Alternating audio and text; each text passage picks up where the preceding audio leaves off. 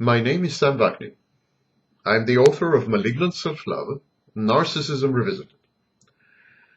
In the narcissist's surrealistic world, even language is pathologized. It mutates into a weapon of self-defense, a verbal fortification, a medium without a message, replacing words with duplicitous and ambiguous vocables. The narcissist, and often by contagion his unfortunate victims, he doesn't talk, he does not communicate, he fends off, he hides, and evades, and avoids, and disguises. In the planet of capricious and arbitrary unpredictability that the narcissist inhabits, there are only shifting semantic and semiotic dunes. The narcissist perfects the ability to say nothing in lengthy Fidel Castro-like speeches.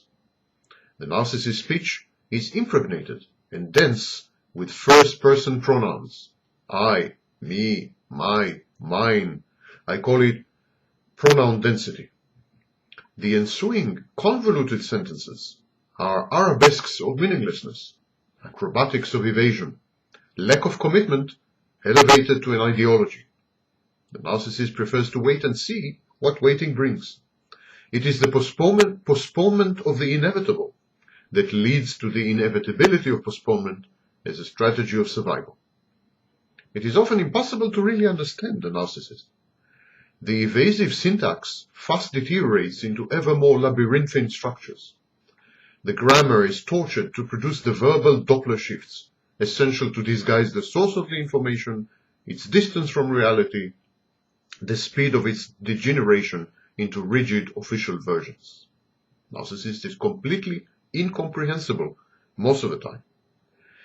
Buried under the lush flora and fauna of idioms without an end, the language erupts, like some exotic skin rash, an autoimmune reaction to its infection and contamination by the narcissist. Like vile weeds, the narcissist's language spreads throughout, strangling with absent-minded persistence the ability to understand, to feel, to agree, to emote, to disagree, to debate, to present arguments, to compare notes, to learn, to teach. The narcissist makes all these completely impossible because of his abuse of language. Narcissists, therefore, never talk to others. Rather, they talk at others, or they lecture them. They exchange subtexts, camouflage wrapped by elaborate florid texts. They read between the lines, spawning a multitude of private languages, prejudices, superstitions, conspiracy theories, rumors, phobias, and hysterias. This is the world of the narcissist.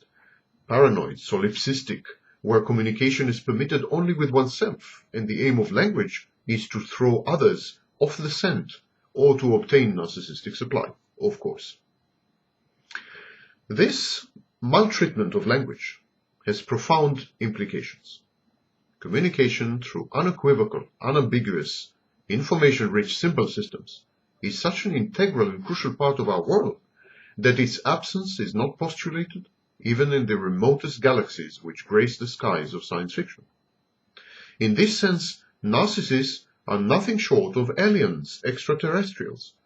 It is not that they employ a different language, a code to be deciphered by a new Freud or a supercomputer. It is also not the outcome of upbringing or social-cultural background.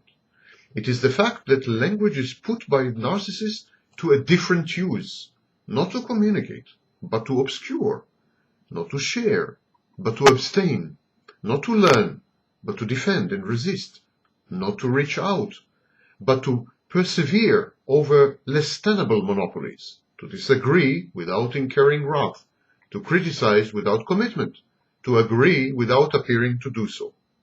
Thus, an agreement with a narcissist is a vague expression of intent at a given moment, rather than a clear listing of long-term, ironclad,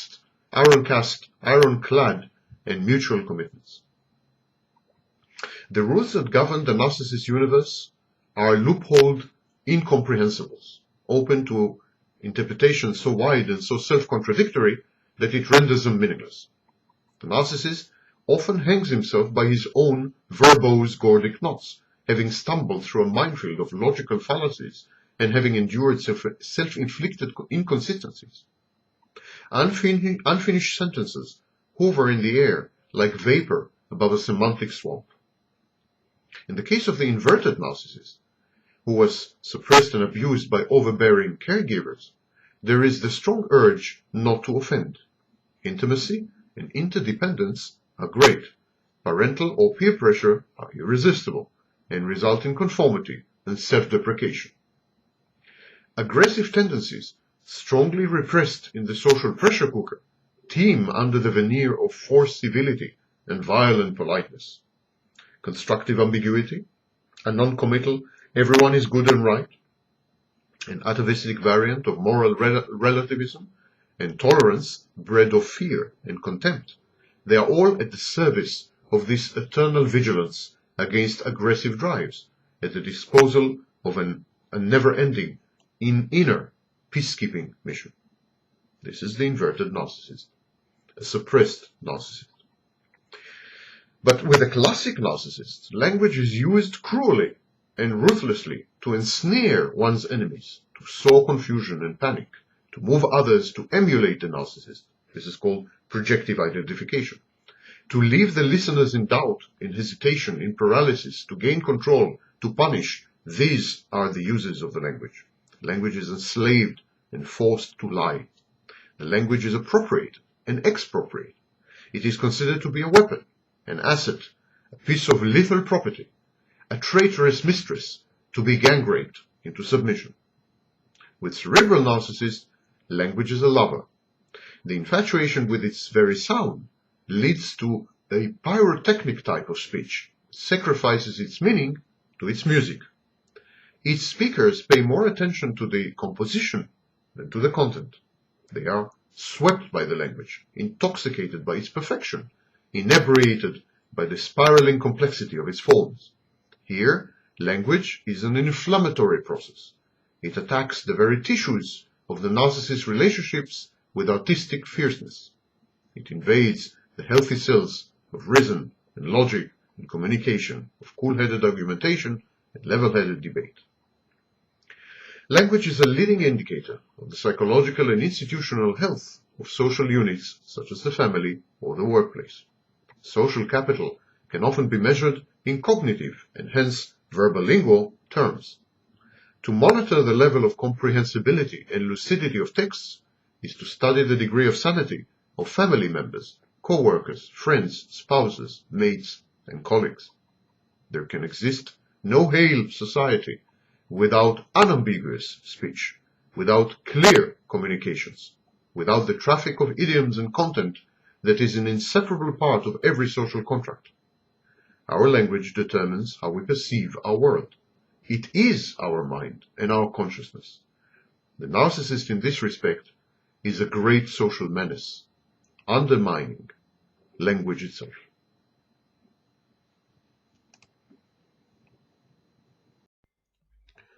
Narcissists use words, and you use words. Narcissists even use sentences, and you use sentences. The speech of narcissists is comprised of grammar and syntax. And shockingly, your speech, sometimes, is comprised of grammar and syntax. So what's the difference between the narcissist's speech acts and your speech acts? What's the difference between the way the narcissist communicates and the way you communicate? Well, the difference is very simple.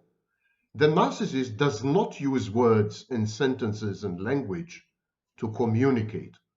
The narcissist leverages language in order to impress you, manipulate you, coerce you, and so there's never a dialogue. Narcissists actually use speech in 5 ways. There are 5 types of the narcissist speech. Narcissists speechify, they lecture, they hector, they ramble, they go off on tangents, and they rant. They never dialogue. They never listen.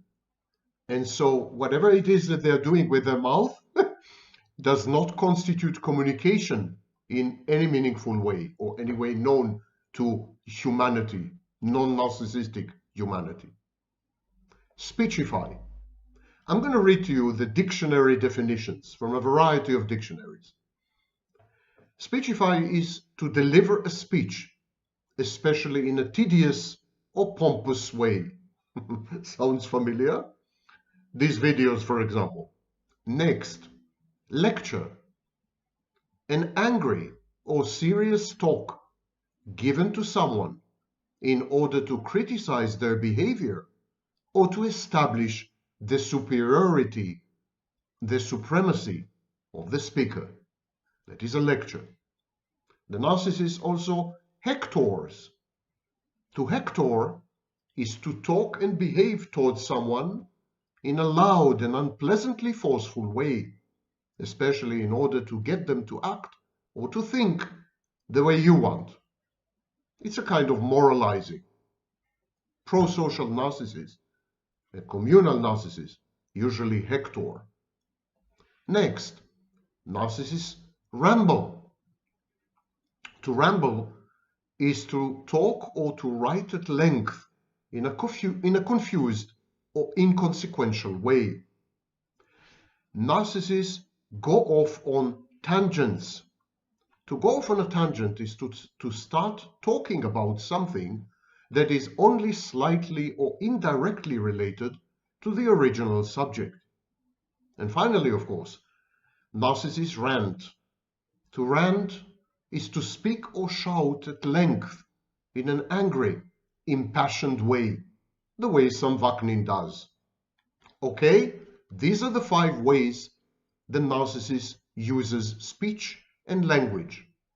The narcissist speechifies, lectures, hectors, rambles, goes off on tangents, and rants, never dialogues, never listens.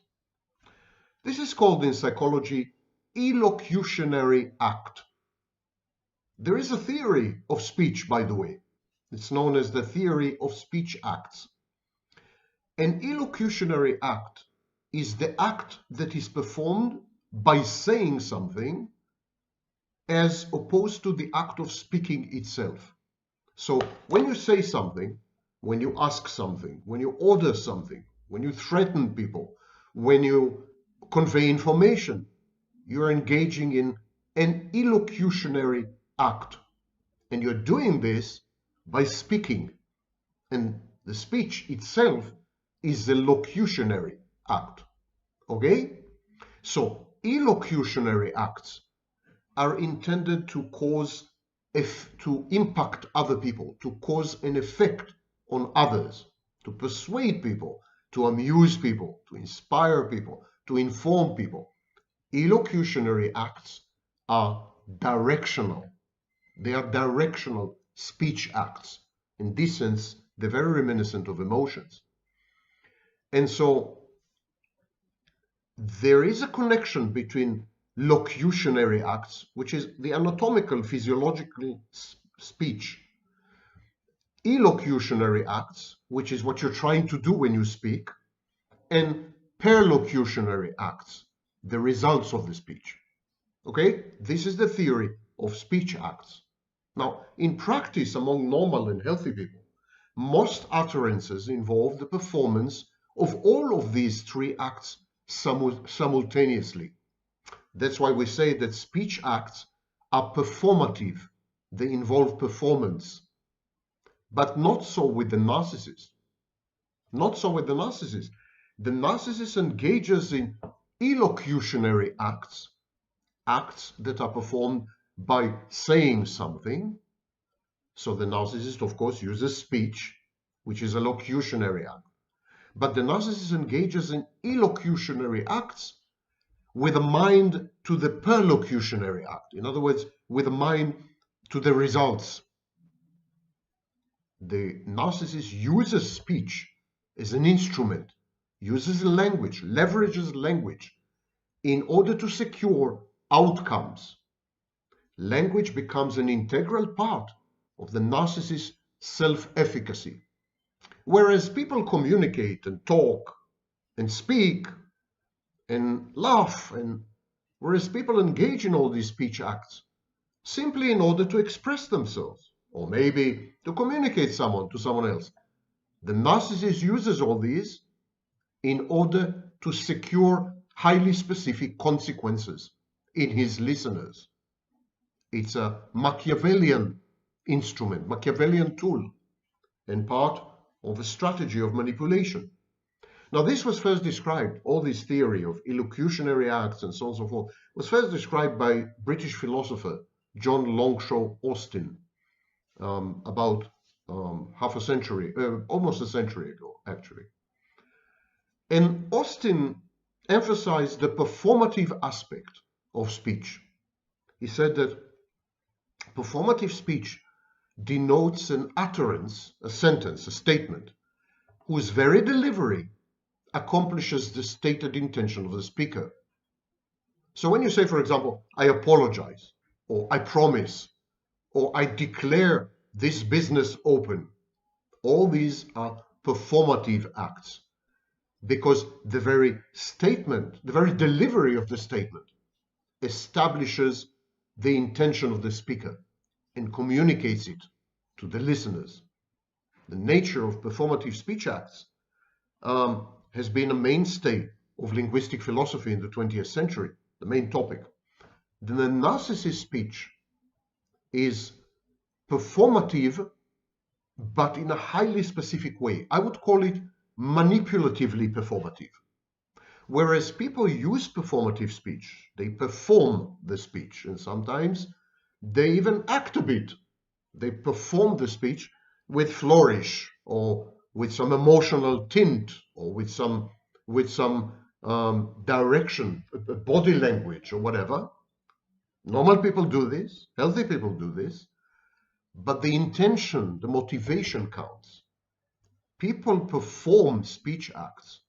People engage in performative speech acts because they're trying to say something about themselves. When you say I apologize, what you're saying actually, I'm in a state of mind of sadness, I'm sorry.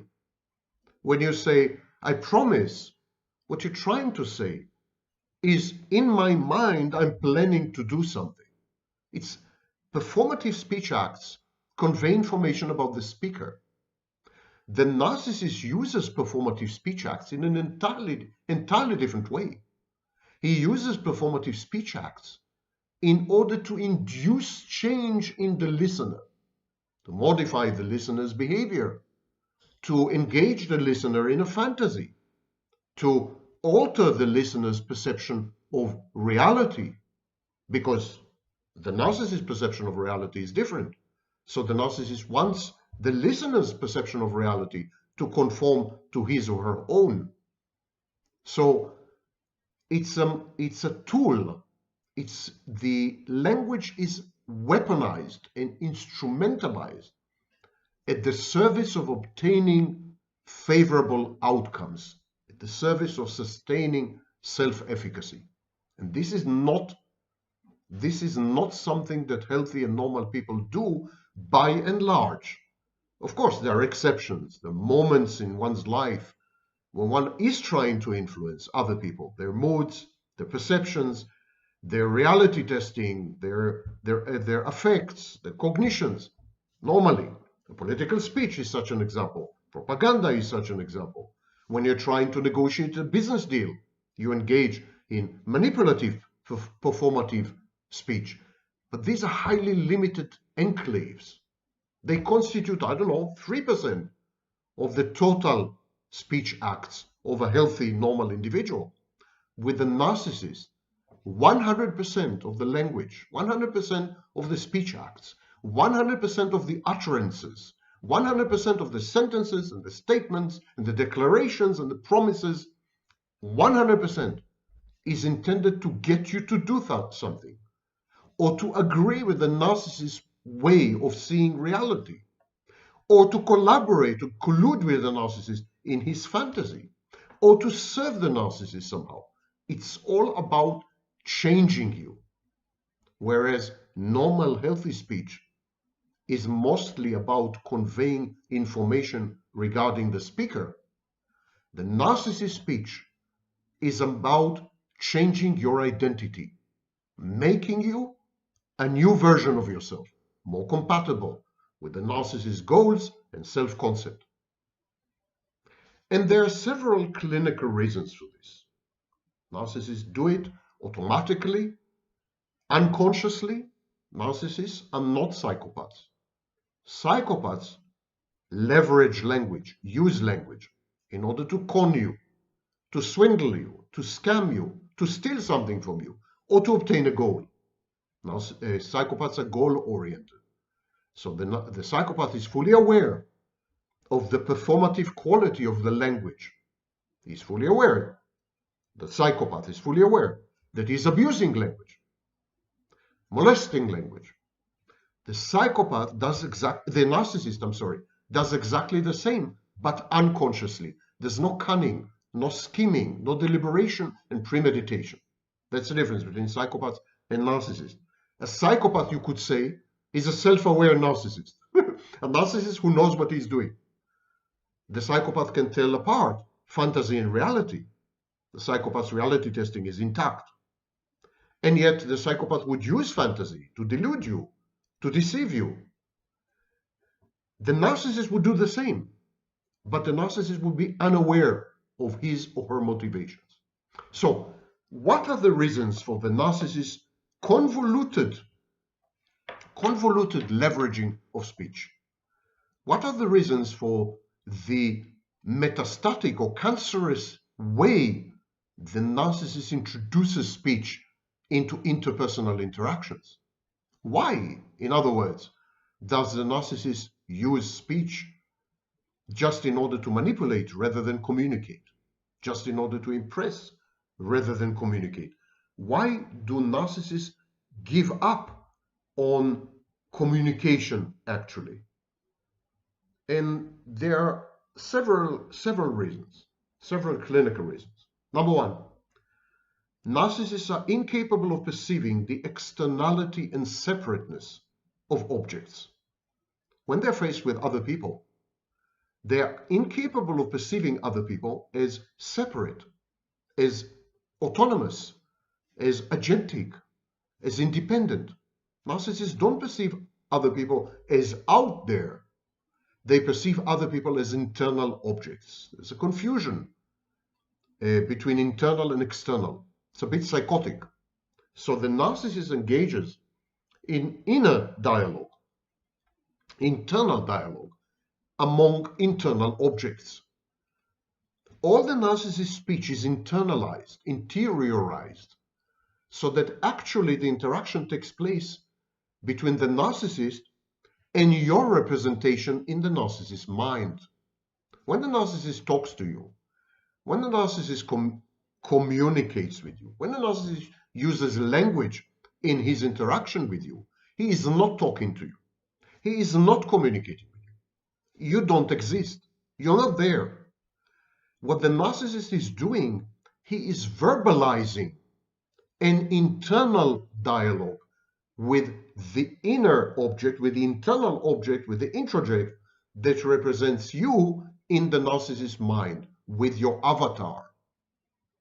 So that's why the narcissist's speech is so bizarre in many ways, because it's as if you're not there, as if you were transparent or something. The narcissist doesn't talk to you, he talks at you, and I would even say that the narcissist talks through you.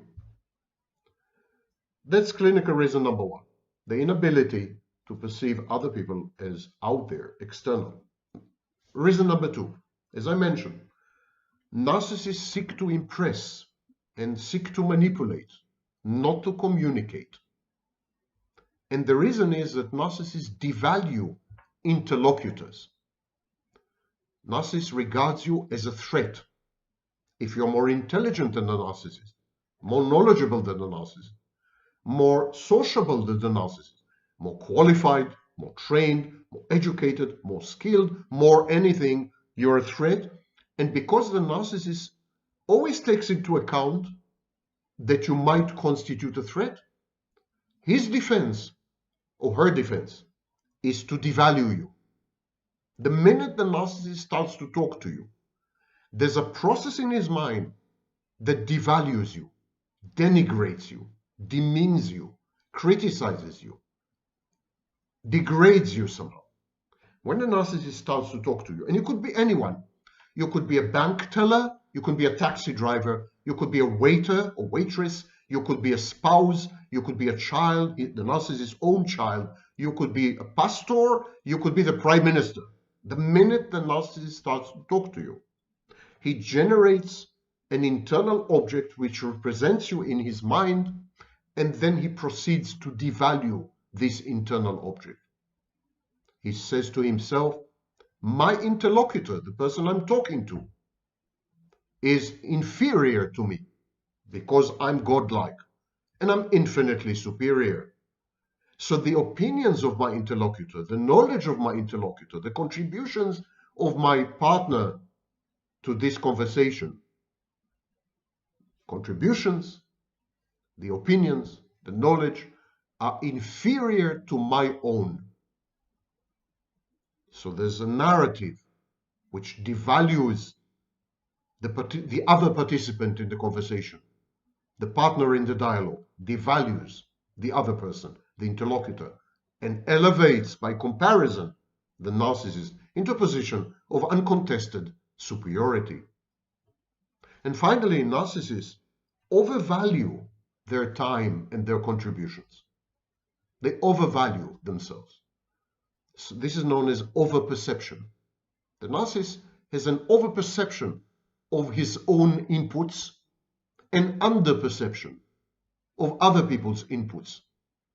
A conversation is a series of verbal inputs, linguistic inputs, into a common pool, the pool of communication.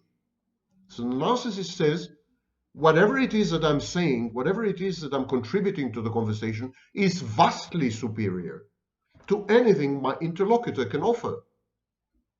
And so because of this overperception and underestimation or devaluation of the other person's inputs, the narcissist is not interested in communication, regards it as a kind of waste of time.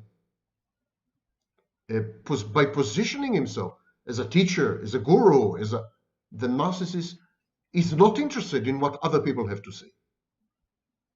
He is even irritated and irked when they insist on saying something, or when they offer criticism, even constructive criticism, or when they provide an alternative point of view, another angle, a fact the narcissist was unaware of. It triggers the narcissist, infuriates the narcissist. Consequently, the narcissist's responses and speech acts have little to do with what you have to say, with interlocutors. This is known as irrelevancy. You become irrelevant in the conversation. Whatever you contribute, whatever you say, whatever you promulgate, whatever you announce, whatever you declare, whatever you promise, whatever you convey, whatever you communicate, all your speech of whatever nature is utterly irrelevant. The narcissist is having a conversation with himself, mediated via your representation in his mind. He is using you, using your presence in his mind to talk to himself. And so his responses strike you as bizarre. His speech has nothing to do with what you have just said. Narcissists are focused on self-enhancement. They're totally solipsistic. Sometimes the narcissist part of the dialogue appears to be disjointed, coming out of nowhere, having nothing to do with what you've just said or what you've just asked even. The narcissist speech can sometimes, on rare occasions, degenerate into what is known as disorganized speech, word salad. When the narcissist experiences injury, real, imagined, anticipated, or incipient. When the narcissist experiences mortification, For example, when there's a public and the public prefers you to the narcissist, prefers your input to the narcissist, agrees with you and disagrees with the narcissist. When this is happening in public or among your peers, the narcissist experiences mini mortification or mini collapse when the narcissist cannot obtain any positive input, any positive reaction to what he has to say. In all these situations of injury, collapse, mortification, and so on and so forth, the narcissist coherence, the coherence and the cohesiveness of the narcissist speech deteriorate dramatically. The narcissist begins to stutter, to fumble, to fidget, to mumble, to ramble, to rant, and to go off on very eccentric and schizotypal tangents. Narcissist organization totally crumbles. The precarious balance of the narcissist's inner world collapses, and a variety of internal objects begin to interact with each other in a highly unstructured manner. It's total chaos. And so, on rare occasions, the narcissist would resemble someone with schizophrenia, actually. But that is rare. In the vast majority of cases, throughout the narcissist's corpus of communication with other people, the narcissist would be talking to himself, using the presence of other people as an excuse, and his speech would be intended to mold you, to shape you into something or someone that coheres, adheres, and conforms to your representation in his mind. The narcissist speech would attempt to take away from you any demonstration or evidence of independence, personal autonomy, agency, the ability to interact with other people. So try to isolate you somehow, modify your behaviors, or eliminate them altogether, paralyze you, in effect. So narcissist speech is an awesome weapon, very dangerous weapon.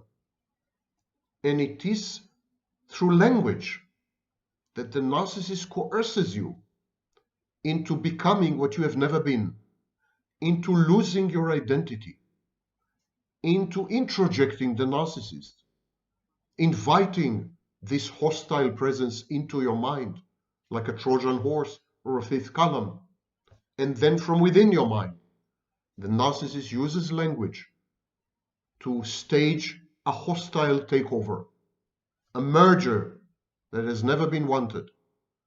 And gradually you dissipate and dissolve and disappear in the narcissist's acidulous, acidic, acerbic speech. A speech that never strays too far from bullying.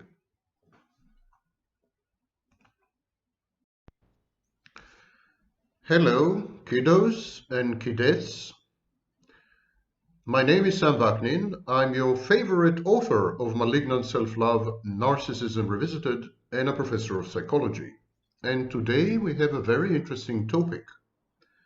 Narcissists of all stripes, overt narcissists, covert narcissists, somatics, and cerebrals, narcissists who are passive-aggressive, and narcissists who are not, all narcissists, they use code. They use a cipher. What you see, what you hear, is not what you get. And today I'm going to teach you to decipher the code, to decode the narcissist's speech act, to understand that he is not trying actually to communicate, he is trying to conceal, and the various multifarious techniques that he uses in his attempt to manipulate you via this concealment. It's very pernicious, it's very insidious, it's very subterranean, it's invisible to all other people.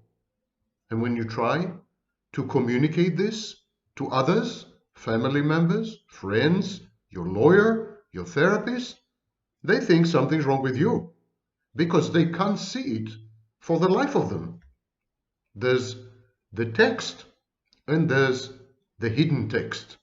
I've made another video on the difference between manifest text, the difference between the master text, and the difference between the hidden text. When the narcissist communicates with you, he is sending you a manifest text, but underneath it, there's always an occult, arcane, coded message, encrypted, and only you have the key. You and the narcissist, and nobody else. So this is today's topic. But before we go there, something critical, it seems, because it bothers a lot of you. Why do I keep saying love bombing when I should say love bombing? The correct pronunciation is, of course, love bombing, not love bombing. Well, the reason is my thick accent. Thick accent is a serious curse. Narcissism is a serious curse. And I have both. You can imagine where I am. So, at the beginning, in my earlier videos, I tried to use the correct pronunciation. I used to say love bombing. And people kept asking me, love bombing? Love booming? Love beaming? I understood that something's wrong. So I decided to mispronounce the word, just in order to be understood. And so now I'm saying love bombing, to leave no place for doubt. Apologies for my accent. I am not responsible for it, you know. Okay, I would like to read to you two quotes, two comments posted on one of my videos, and then we proceed to the topic. Sunny Days had written the following. This is a quote at the beginning of the movie American Psycho, based on the book by Bret Easton Ellis. And so at the very beginning of the movie, Patrick Bateman, the psycho in the movie, says the following. There is an idea of a Patrick Bateman, some kind of abstraction, but there is no real me. No real me, only an entity, something illusory. And though I can hide my cold gaze, and you can shake my hand and feel the flesh gripping yours, and maybe you can even sense our lifestyles are probably comparable, I simply am not there. Great quote about the inner, empty, schizoid core of narcissists and psychopaths. M. Warz, W-A-R-Z, whoever she is, had written a wonderful encapsulation of the borderline condition. Here's what she had written. Here's what she wrote. I have BPD, borderline personality disorder, and you explain this very well. When I go into psychopathy, I ignore people and plot into future revenge and am comfortable being alone for months. When I'm grandiose, I switch into narcissism tendencies. I feel empty, no emotions left of my own. I can't be alone. I need validation to breathe. I'm not good with any sexual rejection. I go into BPD rage. My narcissism will not allow rejection. When I go into my fragile BPD self, I'm like a burn victim, filled to the top with empathy. And when it's not returned, I go back to psychopathic tendencies. Then histrionic for attention, and then back to narcissism, because I can't accept that I'm simply not the best. You may not be the best, but this is the best description of BPD I've ever come across, honestly. Now, these are the self-states of BPD, you realize. I encourage you to watch the videos on my channel regarding the various self-states in borderline personality disorder. And now to the topic of today's video, not a minute too early, and it is speech. When the narcissist communicates with you, there is what I call an envelope message, a manifest text, an overt text, and a hidden, occult, coded message. It's always two messages. Always two. The envelope message and the hidden message. It's exactly like a virus. The virus has an envelope, and within the envelope there is the RNA, there is the genetic material. The genetic material is the coded message. The virus needs a live cell to translate the coded message into new viruses, new proteins. And the envelope carries the coded message into the live cell, in a way deceiving the live cell. So the envelope of the narcissist message is always reasonable, always flexible, always compromising, always socially acceptable, always commonsensical. The narcissist envelope message is something any reasonable, rational person would write. Somebody with impulse control, mature, adult, responsible, reliable. This is the envelope message. It conveys this image of the narcissist, the appearance of the narcissist. It's an external facade. But deep inside the envelope message, there is the viral genetic material. There is the hidden, occult, coded message which triggers you, pushes your buttons. And the coded message is based on your shared past experiences with the narcissist, on previous speech acts. It's like a train of thought or train of speech. The message seems to be standalone, seems to be self-sufficient, but actually the message is intimately connected to previous messages, previous exchanges, previous fights, previous arguments, previous disagreements, previous gaslighting, and previous manipulation. So the message is intended to push your buttons in order to manipulate you. And it is based on information that only you and the narcissist share. No one else. This is privileged access information. These are experiences you have had together when you were alone. These are things he had told you and things you had told him that no one has ever become privy to. So the hidden message uses several leverages, deploys several techniques. And let's review them one by one. The first technique is counterfactuality or non-facticity. In other words, the hidden message assumes that you had agreed on something that you had never agreed upon. The hidden message pretends that you have a compact, that you have a contract, that you have decided on a course of action, that you have concluded something, that there is a decision already made, that there is a choice already adopted, but none of it is true. It's counterfactual. It's against the fact. The hidden message implies that the big picture is totally agreed upon. Now, let's go to the details. And that is, of course, an element of shared fantasy or shared psychosis. So counterfactuality is the first technique. The second technique is the victim stance, the victim language. The narcissist always pretends to be the victim. He's actually not pretending. He truly believes that he had been victimized. Victimhood provides him with moral justification for his misdeeds and misconduct on the one hand, and with social approbation and support on the other hand. Victimhood, in other words, is useful. And so he maintains the victim stance and language well into his hidden messages. And never mind what you say, and never mind what you do, and never mind how you behave. You will always be cast. You will always be described as the abuser. The abuser is your role in the hidden message. And the narcissist insists ferociously, vehemently on his victimhood position.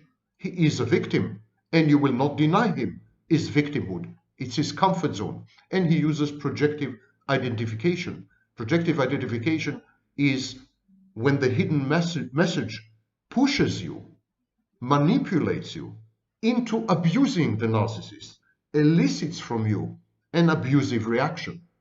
The narcissist forces you to become an abuser, because when you're an abuser, he's a victim. When you're the villain, he has the moral upper hand. So he needs you to be the abuser. He needs you to be the villain. He needs you to act narcissistically and psychopathically, and indeed most victims of complex trauma develop narcissistic, psychopathic, and borderline traits and behaviors. And these are reactive to the narcissist's constant messaging, constant signaling. I'm a victim, you're an abuser. I'm a victim, you're an abuser. It's brainwashing. The third technique is projection. Because the narcissist's victimhood is imagined, it's confabulated. The narcissist has to project his own traits and misbehaviors onto you. The narcissist as a victim needs to feel that he is pure, unadulterated, innocent, honest, good, upright, sanctimonious, self-righteous is the way to describe it. He is falsely modest if he is covert. So the narcissist, he has pseudo-humility. So the narcissist needs to believe that you are the opposite of all these things. And what he does, he takes the traits and the behaviors that do not sit well with his state of victimhood, and he projects them onto you. And this encourages in you a feeling of ego dystony.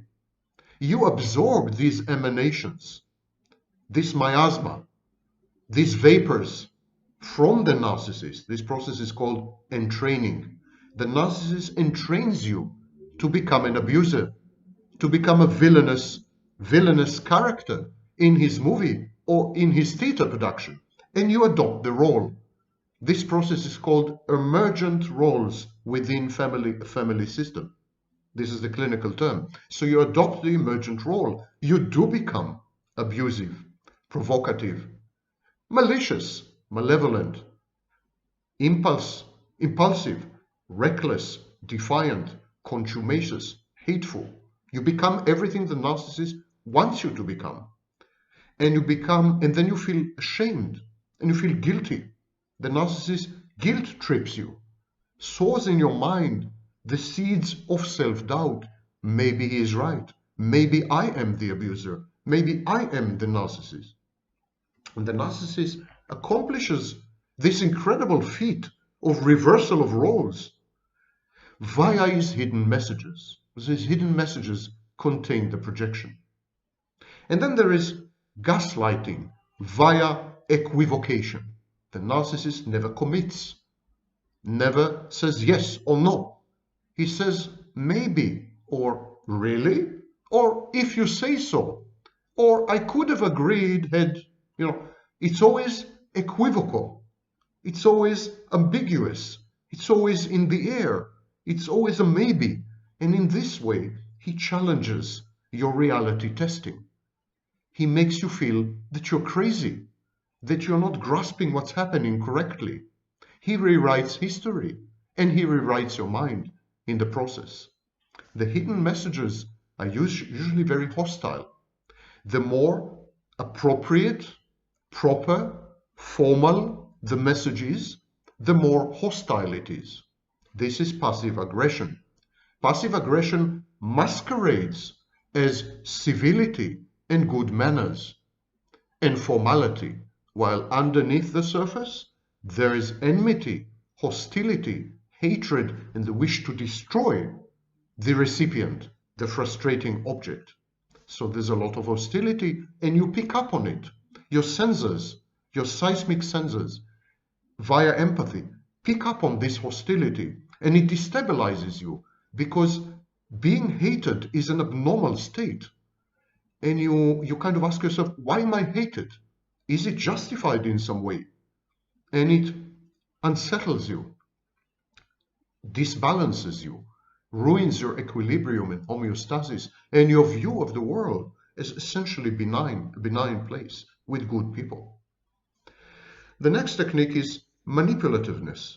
Manipulativeness and coercion via provocation. The narcissist provokes you exactly into acting the way he wants you to act. The narcissist is a puppet master, and his hidden messages convert you into a marionette, into a puppet. The narcissist, for example, ignores your input or your requests as though you had never spoken. He renders you invisible and transparent. Mini break. And feeling invisible and transparent is the worst fear in the human mind. To not be seen is the most rudimentary, primordial, and first terror in the baby's mind. The baby needs to be seen by his mother just in order to survive. Babies who are not seen are not fed. Babies who are not fed die. To be seen is a survival strategy. The narcissist, by ignoring things you say, by ignoring your requests, your wishes, your preferences, your priorities, your emotions, cognitions, by rendering you invisible, by not seeing you as a strategy, threatens your survival, at least your mental survival. The narcissist also malingers, procrastinates, delays, postpones endlessly, wears you down. This is passive aggression. It's another technique borrowed from passive aggression. He promises, and he promises to promise, and then he promises that his promises to promise were real promises, and he is going to promise you, and then he promises you, and it never happens. Nothing ever transpires. Nothing reaches conclusion or closure or result or outcome or anything. It's like wading through a swamp. It's like, swimming in jam. It's sooner or later it becomes quicksand and you drown in it, inexorably pulled down by his constant procrastination. Some narcissists procrastinate because they're perfectionist. They insist on a perfect outcome. But the majority of narcissists procrastinate in order to frustrate you. Their procrastination is actually a transformation of aggression. The same thing with forgetfulness. Narcissists forget. They forget as a habit. They are professional forgetters. They forget what you had asked. They forget your requests. They forget arrangements and agreements. They forget promises. They keep forgetting dates and hours and times and schedules and everything. Forgetting is another form of aggression together with procrastination and truancy. The narcissist is absent physically or mentally, emotionally, or both. In most cases, both. He is truant. He is not there. And he is not there. He makes sure to not be there in the most crucial moments when you really, really need his presence for something. In order to decide something, in order to conclude something, in order to move on, in order to, establish a schedule, in order to meet someone, in order to do business. At the very crucial moment, you can count on the narcissist's sudden, inexplicable absence with some stupid excuse. And neglect, forgetfulness, procrastination, and truancy are the four horses of the narcissistic apocalypse. They are intended to inflict upon you Armageddon, to destroy you totally. There is intentional inefficiency, stubbornness, pseudo-stupidity, faking it, I didn't understand, I'm sorry, and outright sabotage. And all these are passive-aggressive techniques. The key to communicating with a narcissist effectively is to ignore the hidden message, to ignore all this, to not respond to the occult message, to the hidden message, to not allow the narcissist to push your buttons and triggers. But some people find it very difficult to accomplish. Some people are still in the throes of a relationship with the narcissist, or the narcissist still has some hold over them via his introject, for example. The narcissist is inside your head. Even when he is long gone physically, he's still inside your head. You can get yourself out of the narcissist, but you cannot get the narcissist out of yourself. So the best solution is to use professionals to communicate with the narcissist. If you can help it, never ever communicate with the narcissist directly. Force him to communicate with your lawyers, with your accountants, with your best friend, with your family member, with your father, with someone. Force him to communicate with people who are oblivious to the hidden message. You remember that the hidden message is based upon shared experiences, shared past, shared communication in the past. And so people from the outsiders, they simply don't spot, they don't detect the hidden message.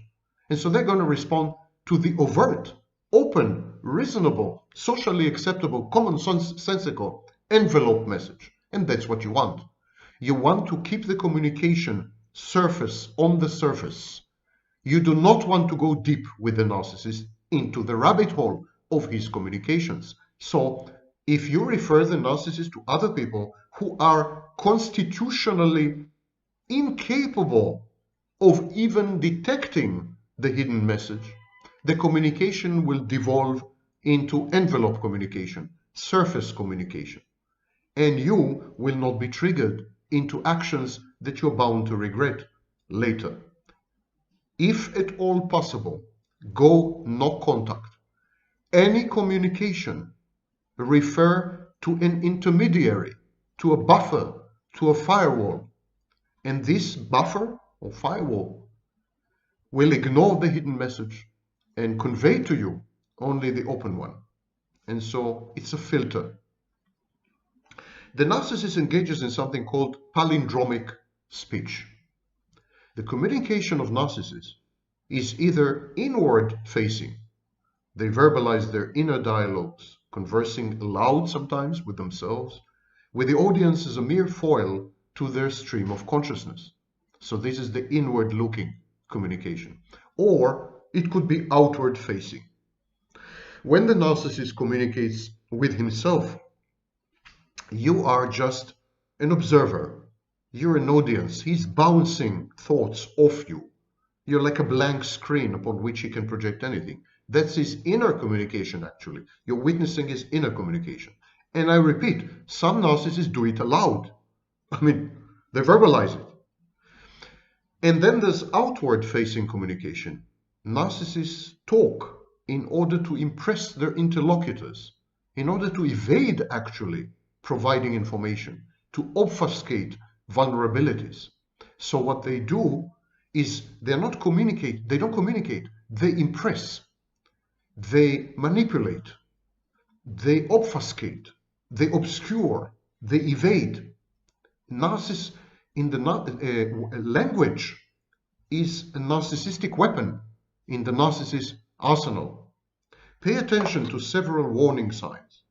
Number one, the use of indefinite pronouns and modifiers like this, or someone, or that. When the narcissist does not specify, does not clarify any of the other parts of the speech, leaving the listener guessing as to what had occurred to whom, when, where, and why. So, indefinite pronouns and modifiers are a major sign of palindromic speech. By the way, many self-styled experts and coaches and so on online, they use the phrase word salad. Word salad is strictly limited to schizophrenics. Schizophrenics have something called disorganized speech, and this is a word salad. Narcissists do not engage in word salad. No one actually engages in word salad except schizophrenics or people with psychotic disorders. So it's a misuse of the phrase, borrowed from clinical literature wrongly by ignorant people. Number two, so we are not discussing warning signs. When you listen to the narcissist or communicate with him verbally or in writing, there are warning signs of palindromic speech. Palindromic speech is the hidden message. So number one, indefinite pronouns and modifiers. Number two, if the narcissist is addressing an audience or you demand the truth and accountability from him, you can safely assume exaggeration, confabulation, reframing, and outright lying on his part. This is done partly also to cover up the narcissist's pervasive dissociation. Number three, when the narcissist expostulates on his motivation for doing something, or when he recounts what had happened, he is either wrong, reframing to justify his misbehavior, or to restore ego syntony, or he's just lying out of self-interest, or he has dissociative gaps, amnesic gaps, and he's trying to bridge them with a confabulation. He tries to sell you on what makes sense rather than on the truth. If he doesn't know the truth, he will provide you with a plausible replacement, substitute, or alternative. You remember alternative facts? If you keep reiterating the question, if you insist on an answer, if you insist on the truth, if you persist, he often contradicts himself and comes up with conflicting versions of the same events. Never trust what the narcissist says. Do not let his gaslighting undermine your trust in your senses, your judgment, your observations, your memories, your identity, and your common sense. Make sure that only what you see is what you get. Observe the behaviors and reactions of the narcissist and everyone around the narcissist for clues as to what had really transpired. Don't let the narcissist club you on the head, and don't wake up in his platonic cave of shadows of an alternative reality. Palindromic speech is any kind of statement about facts or inner mental states that intentionally, often or inadvertently, more rarely, creates confusion and disorientation in the listener. Gaslighting, lying, these are examples of crass and malicious palindromic speech acts. Confabulation and illogical, incoherent discourse, these are benign variants intended to bridge dissociative gaps in memory or to buttress grandiosity. And palindromic speech, which I'm saying again, that's the core of the hidden message. Palindromic speech makes use of various semantic devices. Pay close attention. When you talk to the narcissist, you need to be hyper-vigilant. You need to analyze any and every word, every phrase, every syntactical choice. Why did he put the words in this order? Why did he choose to say something? Why did he choose to not say something? That's the hidden text, the manifest text, the hidden text. So you're all the time on your toes. You're all the time analyzing. You can't just take it for granted. And the narcissist makes use of several semantic devices. Number one, referential shifts. Referential shift is when the words refer to one thing while appearing to be actually referencing another thing. It seems that he's talking about A when actually he's talking about B. He means to talk about B, but he's talking about A because talking about A disguises his real intentions, opinions, and judgments and manipulation with regards to B. So this is referential shift. Double entendre, word, when he uses words or phrases which are open to two, sometimes mutually exclusive interpretations or meanings. So the same word can mean this thing, can mean A or can mean B, but A and B can't be together. They're mutually exclusive. They contradict each other, and yet he uses a word that can be interpreted in several ways, or a phrase that can be interpreted in several ways. This is double entendre, double meaning. The next one is contextual drift. Contextual drift is when the narcissist subtly, subterraneanly, imperceptibly alters, changes the context of the conversation. And by changing the context of the conversation, he changes the message and he changes the reality testing. He reframes the whole thing even as you are listening. And you're not aware of it because he's very good at what he does. So suddenly you find yourself discussing something you had no intention to discuss. And you ask yourself, how did I get here? That's contextual drift. Next one is manipulative speech. Goal-oriented utterances intended to impress or to accomplish aims, not to communicate. There is misattribution or attribution errors, suggesting or preferring the wrong connections, the wrong links between alleged or ostensible motivations and intentions and actual actions. So he interprets actions in terms of wrong motivations, wrong intentions. And in this way, he deflects blame, for example, or he casts his own actions in the best possible light, or he casts your actions in the worst possible light. He assigns roles, and he assigns roles by misinterpreting, very often deliberately, intentions and motivations. Some narcissists, small minority, are paranoids. So attribution errors are very common in paranoia and among conspiracy theorists. They have a psychological trait called conspiracism. The next semantic device used in palindromic speech and hidden messages is circumstantial mitigation, an external locus of control, a victim stance. Events conspire, people collude to yield the misconduct. And so he says, I misbehaved, what I did was wrong, but you're guilty. It's your fault. You pushed me to do it. Or circumstances made me do it. Or I couldn't help myself. Or something came over me. So there's an external locus of control and there's a victim stance. Events conspired, people colluded, and this gave rise to the misconduct. And he abrogates personal responsibility. He assumes the passive voice. And finally, there's logical fallacies, simply. A very famous example is post hoc ergo propter hoc. In other words, if B had followed A, it means that A had caused B, which is absolutely wrong. I mean, it could be, but it doesn't have to be. Or correlation is causation, or reference to authority, or ad hominem attacks, and so on. Narcissist uses logical malapropisms and fallacies to support his palindromic speech. And palindromic speech is efficacious. Efficacious because the base rate cognitive bias. The base rate cognitive bias states in one of its renditions that people automatically, fully believe 95% of what they are told, sight unseen. People don't bother to verify. They don't bother to cross-check. They don't bother to confirm. In 95% of the cases, they just take it for granted. They assume that most people are good, well-intentioned.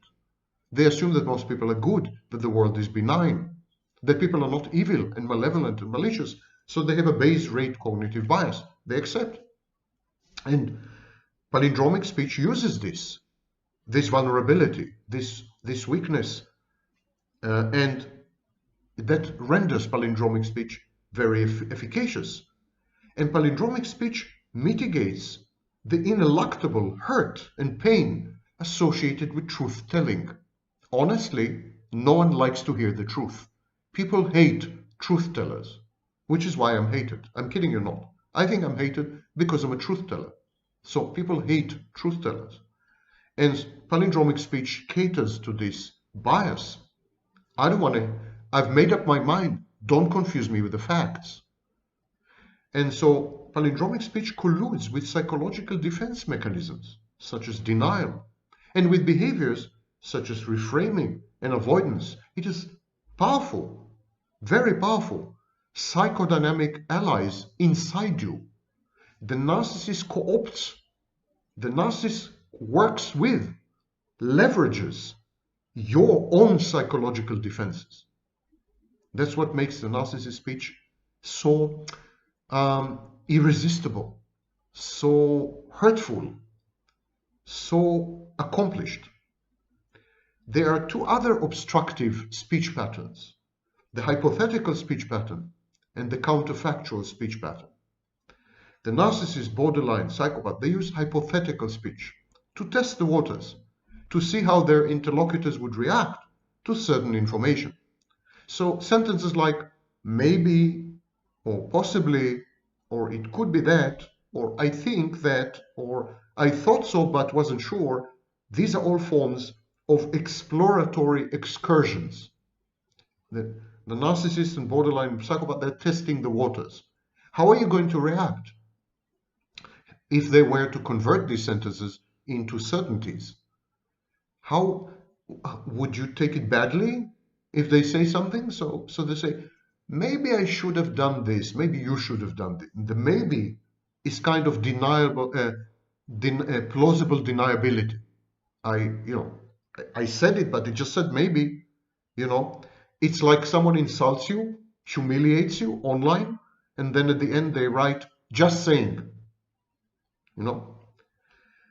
So maybe X in the narcissist speech, maybe X means X had actually happened. X is the truth. But how do you feel about it? Maybe X, I'm testing. Counterfactual speech is a lie or misinformation, disguised as either a rhetorical question or a statement of settled and universally accepted fact. For example, maybe she flirted with me at the restaurant, but she didn't come to my room later that evening now, did she? Well, that's a strong indicator that she did visit his room that night.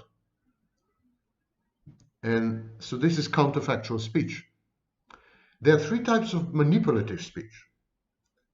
Victim speech, entitled, demanding, dependent, transparent, whining, grievances, grudges. That's victim speech. It's a manipulative type of speech. Codependents and borderlines engage in this speech a lot, and so do narcissists. Then there is child speech, entitled, demanding, dependent, transparent, manipulative, naive, immature, fantastic. Narcissists have this. And then there is a psychopathic speech, entitled, envious, competitive, malicious, opaque, coded, dense, and multi-layered. Let's discuss a bit lying and confabulation. If the mouths are moving, they're lying. Histrionics, borderlines, psychopaths, narcissists, they move their mouth, they're lying. They lie all the time.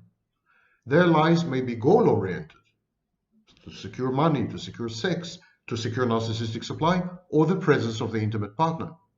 The lies may be intended to regulate grandiosity or a labile sense of self-worth, to buttress a stance of victimhood, or simply because the forbidden and the illicit and the risky are thrilling and novelty.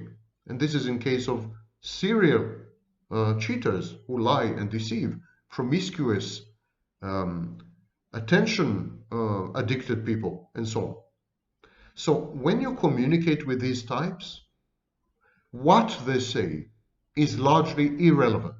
The only relevant information is why they had chosen to say what they had said. So don't pay attention to what they're saying. Ask yourself, why are they saying it? The selection of lies, the choice of confabulations is revealing, telling, and informative. And the same applies in psychotherapy, by the way. The anamnetic, the intake phase. In the intake phase, most patients confabulate. They offer narratives that are egosyntonic, self-justifying. So what the patient says is not nearly as important or crucial or edifying as to why the patient had chosen to say what the patient had said. The choices they make in telling their stories are much more important than the stories. Narcissists lecture. They never talk.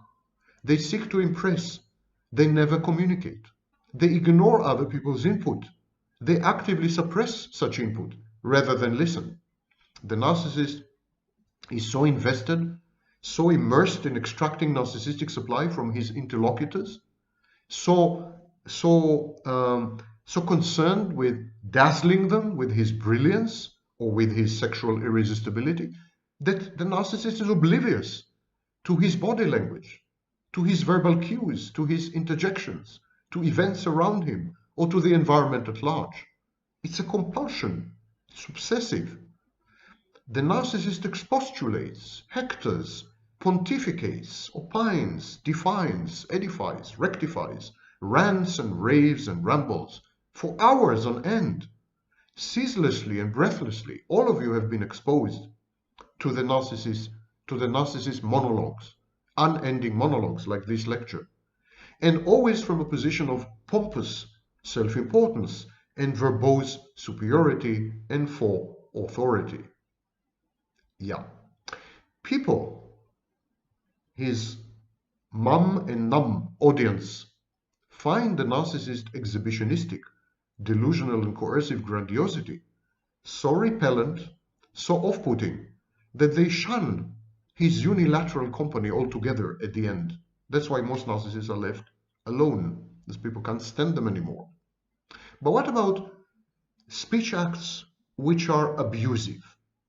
What happens when the narcissist, psychopath, borderline, never mind, abuse speech? Not only use speech, but abuse speech. There are three examples. Let's start with big picture evasiveness. It's my mini day. Let's start, oh, it's Mini's day with me. Let's start with big picture evasiveness. Narcissists hate details. Narcissists are too self-important. The narcissist's life is too cosmically significant to be wasted on frivolous trivia and trifles. Narcissists are above the fray of the quotidian, of the daily, of the pedestrian. They concern themselves only with strategy, never with tactics. Narcissists lay out in sweeping synoptic terms the big picture. They leave it to lesser, inferior mortals like you to fill out and fill in the yawning gaps and to iron out the glaring inconsistencies in the narcissist's big picture and harebrained schemes. Any attempt to involve the narcissist in the minutiae of decision-making and the give and take of human endeavor is perceived by the narcissist as coercion, a humiliating, ill-intentioned, and deliberate challenge to his grandiose self-perception, his false self. The narcissist's unwillingness to dirty his hands with the routine, the mundane, virtually guarantee that his harebrained schemes, hastily laid plans, convoluted stratagems, guarantee that they will go awry, they will end in failure. The narcissist's coercive delegation of tasks, the cascade of often contradictory instructions, the grandiosity, the aggressive superiority that characterizes his expectations, his fantasies, his so-called planning, all these alienate and infuriate his bosses, his underlings, his employees, his collaborators, his partners, his suppliers, his customers, his intimate partners. Some narcissists end up acting all alone because of that. And some of the victims of the narcissist, the recipients of his harangues and his hectoring and preaching and tirades and vitriol and diatribes, some of these victims end up acting passive-aggressively and spitefully undermining the joint enterprise. Others, warned by the narcissist's aloofness and godlike detachment from reality, simply give up on him. They go through the motions robotically, awaiting the inevitable meltdown of the narcissist. Then, a second abusive speech act is alloplastic defenses and shifting the blame. Narcissists are hypervigilant, and consequently, they misperceive rejection and insults everywhere. Not being sexually desired, not occupying the center of attention, not garnering narcissistic supply, not being the alpha male in the room or the most intelligent person in the group, all these constitute grave narcissistic injuries to the false self. The psychopath, as distinct from the narcissist, is goal-oriented. So he regards the very same rejections as mere obstacles, challenges to be overcome. He says to himself, I am not desired. I will render myself irresistible, and I will make her jealous by triangulating, or I will just move on to the next target. I am not the center of attention, says the psychopath. If I want to, I will make sure that I am, and so on. So both narcissists and psychopaths are competitive. They are both hell-bent on winning and prevailing, but for different ends and reasons. The narcissist seeks narcissistic supply. The psychopath seeks power, money, connections, position, sex, and so on. The narcissist seeks to secure an uninterrupted flow. regulated flow of narcissistic supply. The psychopath simply aims to accomplish and achieve goals. Another facet shared by narcissists and psychopaths is their alloplastic defenses. They are never fully responsible. They're never to blame. They're never guilty, accountable. Their misconduct is never their own. They don't own their misconduct. Narcissists who cheat on their spouses, for instance, they're likely to say, I was drunk, I was taken advantage of, or you made me do it, or I had no choice under the circumstances but to act the way I did. The psychopath will use the theory of just deserts. Psychopath will say, they deserve it. They had provoked me. They mistreated me. They acted stupidly, so they had it coming. Or, I deserved it, so I took it. Or, this is the way of the world and I had to do what I did just in order to survive. A man has to do what a man has to do. The third abusive speech act is much more famous. I was the first to incorporate gaslighting into narcissistic abuse in 1995. Gaslighting preceded, of course, my work in 1995. You have descriptions of gaslighting as early as 1968 using the term gaslighting. But I was the first to introduce gaslighting into the discourse of narcissistic abuse when I coined the phrase narcissistic abuse. So, passive-aggressive gaslighting is an abusive speech act. Nothing is more infuriating than the passive-aggressive evasiveness or gaslighting of the narcissist or psychopath. It's like trying to hold on to a slimy goldfish. You can never catch, you can never kind of settle. There's no fixed point. Everything is in flux, everything is kaleidoscopic. You can't get a straight answer. You can't get to the truth of what had happened, if anything had happened.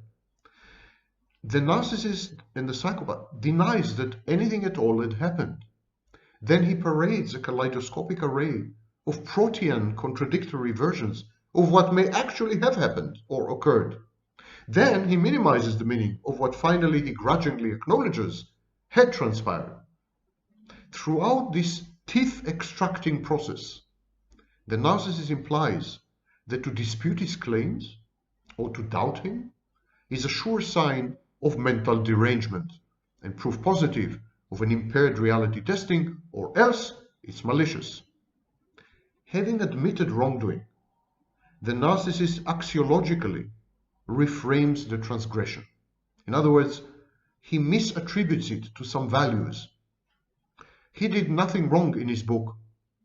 The values of the injured party are old-fashioned, possessive, plain irrational. The other party is insanely jealous. The narcissist's misconduct is common or accepted where he comes from. It's a question of culture. He could not have acted differently under the circumstances and constraints of the moment. Isn't this understandable? Why do you keep harping at it? Can't we let go? He had no premeditated intention to act the way he did. It just simply happened. It just happened because he was drunk, or high, or stressed, or angry, or sad, or disappointed, or lonely, or miserable, or something. It's never his fault. Things happen to the narcissist, or the psychopath, or the borderline. Things happen to them. They are the passive receptacles and recipients of fate, destiny, institutions, other people. And finally, the narcissist shifts the blame. Alloplastic defense with an external locus of control. He shifts the blame. You're guilty. He guilt trips you. The narcissist and psychopath was drunk, for example, was high. He was forced into acting the way he did. He was co-opted. He got taken advantage of. He was raped, or she was raped. He was taken by surprise. He was gullibly taken advantage of. He'd been abused. He's the victim. And then there's the perennial. It is all the victim's fault. It's all the fault of the party that was hurt. She made him do it. She misbehaved. She had abused him and provoked him and pushed him to misbehave, to misdeeds, to the brink of insanity, to the point of no return, where he could no longer recognize himself. She drove him insane. Usurping the victim role is a surefire sign that the narcissist or psychopath has done something truly rotten or truly dangerous. When the narcissist goes all out on the offensive, you know that he did something really, really bad. Gaslighting by narcissists and psychopaths is surreal. It's disorienting. They lie reflexively with a straight face and without missing a beat. The psychopath's prevarication frequently involves very convincing mimicry of other people's behaviors and effects. And this engenders an alternative, almost hallucinatory or nightmarish reality. So I'll give you two simple rules. Number one, the psychopath is never sad, he's always mad. Not sad, mad, and sometimes bad. He's mad at you. And number two, when the psychopath says, I'm bad, when he's ostensibly contrite and repentant, what he means to say is, I'm afraid. I'm afraid of the consequences of my action. Or I'm pissed off that I was found out. I'm very angry that I allowed myself to be caught red-handed, in flagrante. So when the psychopath and the narcissist say, I'm bad, I'm sorry, it's my fault, I regret it, I'm remorseful, they don't mean this. They mean to say, too bad you found out. As Cleckley wrote, Hervey Cleckley wrote in his masterpiece, The Mask of Sanity, actions and behaviors are the psychopath's only true forms of communication. Actions and behaviors are the narcissist's language. We should therefore pay attention exclusively to what the psychopath and the narcissist do and utterly ignore, absolutely, everything they say. So why do we often believe and trust narcissists and borderlines, psychopaths, when they tell us what had happened? Why do we fall for their lies? Because they're not lies. Psychopaths prevaricate to secure goals. Narcissists and borderlines rarely do. Most commonly, they confabulate. Confabulation is a desperate attempt to bridge dissociative memory gaps, lost time, blackouts. Narcissists and borderline are desperate to make sense of a discontinuous, disjointed, fragmented world. And to do this, they accomplish this. They build these bridges by extrapolating from past experiences and creatively generating a fiction, a narrative, so as to what probably, plausibly, might have happened in the missing hours or minutes or days. Confabulating is intended to both restore identity continuity and cohesion and to hide the missing segments in the narcissist or borderline's personal histories. Confabulations, effectively a form of false recall or false memories. Confabulations are irresistibly convincing and alluringly reassuring because the narcissist or borderline honestly and firmly believe that they are true, and confabulations have the power of memories and they appear to be objective and authentic. They're always very likely, very plausible, even highly probable. So they're easy to accept by all people, by all parties. In many cases, there's a fourth reason. The confabulation allows everyone involved to negate and efficaciously ignore a painful reality or an uncomfortable alternative scenario or set of facts. We all, including the confabulator, want to believe the confabulation because it affords us comfort, succor, peace of mind. Narcissists and borderlines dissociate and then confabulate ceaselessly. It is easy to be drawn into their counterfactual alt-reality or universe, the twilight zone of their inventive probabilities, the psychotic realm of their discontinuous existence. Confirmation bias does the rest. Having committed ourselves to the narcissist or borderline's version of events, having entered the alternative universe, we filter out, we suppress all countervailing information and contradictory or challenging facts or possibilities. Now, I want to find out online, so bear with me for a minute. I want to find online something I had written a while ago and read it to you because it's a because it's an example of what I'm saying.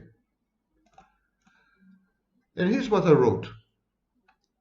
Your wife dolls up. She grabs a bottle of liqueur, excited, and she rushes out the door at 9:30 p.m. She says that she had been invited for a late dinner by a friendly couple. Do you believe her? Belief is not the same as trust. Belief is purely cognitive, not emotional. First, you have to care enough to scrutinize and contemplate the issue. If the outcome is of no importance to you, the resource-efficient path of least resistance is to believe. Next, the facts must align with the belief. The facts cannot be blatantly counterfactual, contradict the belief. If the facts match a possible benign interpretation, you are likely to adopt this interpretation in order to reduce dissonance and hurt, owing to the deceit of your wife. So you're likely to adopt confirmation bias. If you wish, or if you're forced to maintain the status quo, the way things are, turning a blind eye, self-deception, is actually the only viable option. And finally, awareness and even vigilance are inversely proportional to the extent of idealization, splitting, projection, reframing, and other defense mechanisms. You are far more likely to believe your wife if you're still idealizing her. For example, eyes wide shut are conducive to belief. So this is an example of gaslighting and why we believe gaslighting and lies and confabulations. I want to end with a general statement. There's no reasoning with the mentally ill. Mentally ill people cannot be reasoned with, cannot be analyzed with any rationality. This is because mentally ill people are capable of harboring opposing, dissonant, and contradictory cognitions and emotions at the same time. This is called paradoxical thinking, hyperflexibility. So the mentally ill person can at the same time believe two contradictory things, think two mutually exclusive things, feel ambivalently two conflicting emotions. You can't. Bateson called it the double bind. Lang dubbed it the incompatible knot.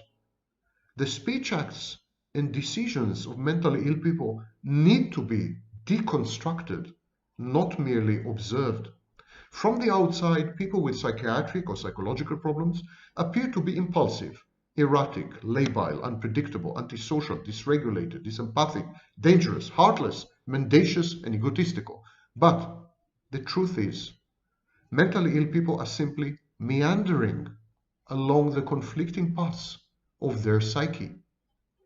This fragmentation of the alienated self, this cathecting, emotionally investing in internal rather than external objects, may have to do with what Giddens called ontological insecurity.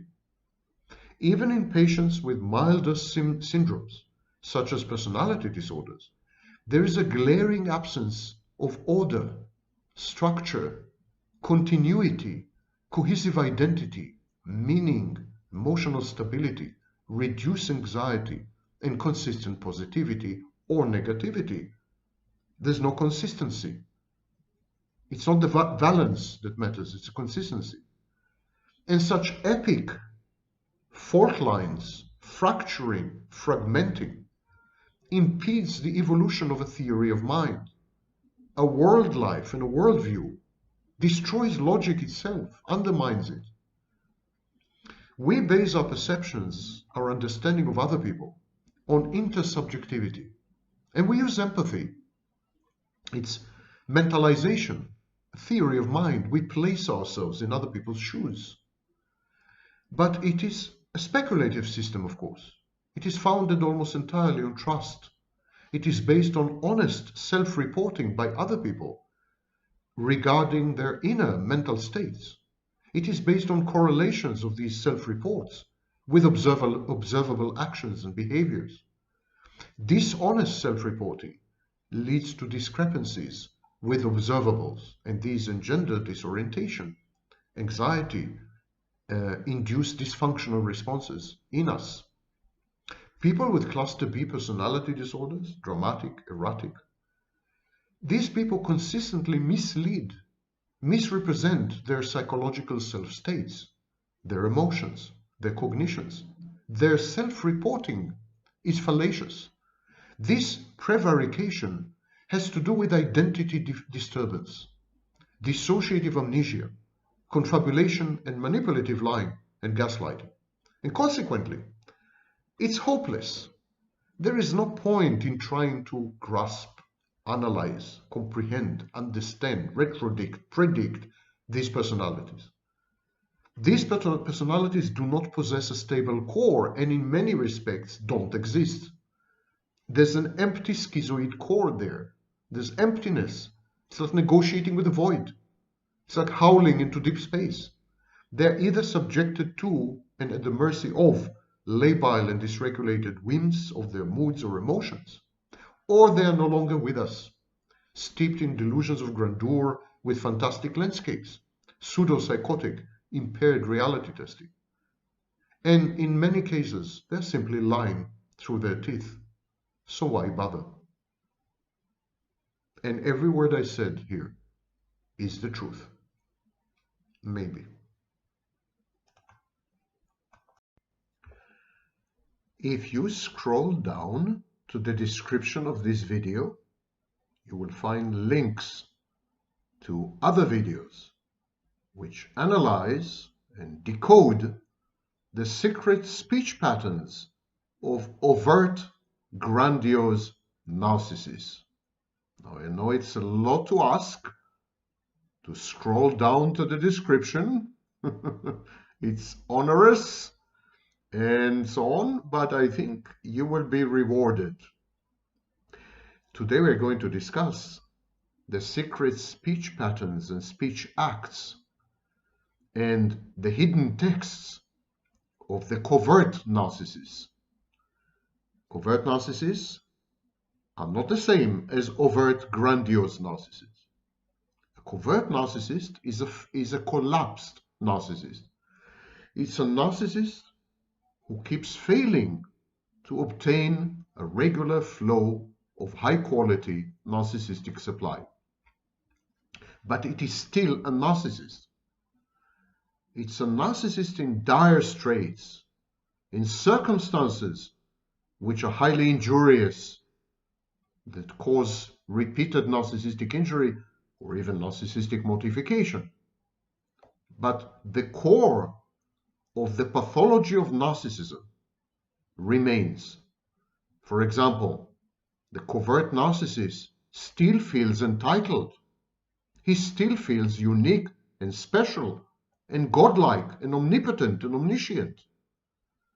He still has this inflated, fantastic, grandiose, counterfactual self-concept.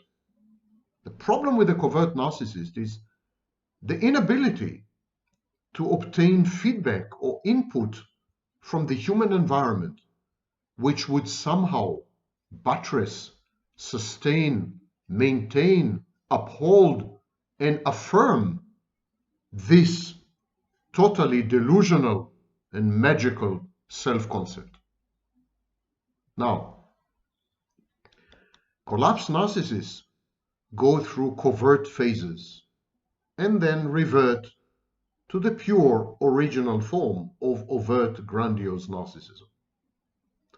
But if the failure is persistent, repeated, and there's no way out, no strategy works, then this kind of narcissist will remain immured and immersed in a permanent state of resentment and bitterness and seething envy and suppressed rage and displaced anger.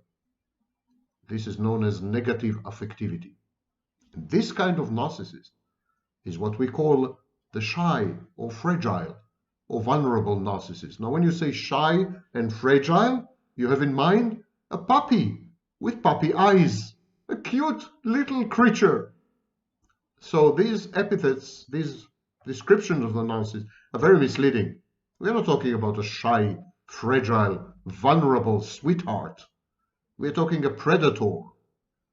We're dealing with a predator who simply has failed or is failing to secure prey, but is hell-bent and intent on making it right, on victimizing other people as a way to elevate his sense of self-worth, regulate and stabilize his internal environment. No difference in principle between overt, grandiose, psychopathic, callous, ruthless, cruel, vicious, disempathic narcissists and the covert variant. No difference clinically, with one exception: the inability to obtain narcissistic supply, the failure to garner attention and recognition and adulation and admiration, or even being feared or hated. No attention, being ignored. And this drives the covert narcissist beyond the edge. And it alters and has an impact on the way the covert narcissist uses language and speech. And this is the topic of today's video. My name is Sam Vaknin. I'm the author of Malignant Self-Love, Narcissism Revisited, and I'm a professor of psychology. The covert narcissist's speech is divided in 5 types. There's a classification that's divided in 5 categories. There's the passive-aggressive speech, the pseudo-humility and pseudo-stupidity type of speech, also known as solicitation speech. There's a Machiavellian or manipulative speech, the controlling speech, and the envious speech. To discuss each one of these, I'll deal with each one of these in turn. Let's start with the most visible and ostentatious display of the darkness at the covert narcissist's core, this penumbral recess of a cauldron of seething negative affects: envy, anger, hatred, rejection, resentment, and so on and so forth. The most visible sign of all this is known as passive aggression. Passive-aggressive speech is a speech that masquerades as pro-social, communal, empathic, caring, compassionate, and attentive speech, while subverting the hidden text, subverting the real meaning of the speech. So what you see or what you hear is not what you get. The passive-aggressive speech is underhanded. For example, a backhanded compliment is a subversive, passive-aggressive speech. You know, a speech that sabotages and undermines, a speech that diverts and misleads. All these kinds of speech acts are passive-aggressive. Passive-aggressive is defined in the dictionary of the American Psychological Association as characteristic of behavior that is seemingly innocuous, accidental, or neutral, but that indirectly displays an unconscious aggressive motive. For example, a person who constantly keeps people waiting and then is baffled at why they resent this behavior. This kind of person is passive-aggressively disavowing an unconscious wish to be special and to provoke those who fail to acknowledge the specialness. So this is the definition in the dictionary. And passive aggression is typical not only of the covert narcissist speech, but also of covert narcissist behaviors. The behavior patterns of the covert narcissist are intended to subvert, to undermine, to ruin the foundations, to render interpersonal intercourse and relationships and interchange and exchange impossible. It is a speech this passive-aggressive aspect, the speech and the behavior, are actually nihilistic. They're intended to eliminate, to negate, to silence, to destroy, to hurt, and all the time without accepting responsibility, disavowing accountability, pretending not to know what you're doing, denying any awareness. And this duplicity, these mixed signals are the core of the pain and the hurt and the discomfort and the ego dystony experienced by the recipients of the passive-aggressive discharge. So when you're exposed to passive-aggressive speech or passive-aggressive behavior, you feel highly uncomfortable. And you don't know why. On the surface, on the face of it, superciliously, the speech is innocuous, innocent, well-meaning, friendly. And yet you feel, you have this nagging intuition that underneath it, there is envy and hatred and rejection and resentment and the wish to somehow hurt you and damage you and undermine you and take you down and push you back. And it is this discrepancy between what is called the hidden text, the occult text, and the overt text. This discrepancy between them is what gives rise to the discomfort and upset caused by passive-aggressive speech acts. They're very typical of covert narcissists. The second category is solicitation.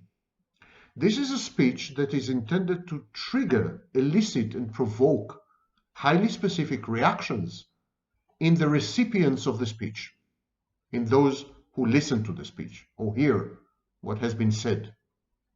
So take, for example, pseudo-humility. Pseudo-humility is when the covert narcissist pretends to be humble, modest, claims to own his mistakes when he admits or confesses to having done wrong. And all the time the intention is to elicit from you a countervailing reaction. So if the covert narcissist says, "Oh, I'm so ugly," you're supposed to say, "You're not ugly at all. You're actually handsome." Or if the covert narcissist says, "I'm so stupid, I keep doing these mistakes," you're supposed to say, "You're not stupid at all. Actually, you're highly intelligent. You're an intellectual. You're wrong about that." So you're supposed to negate the pseudo-humble speech.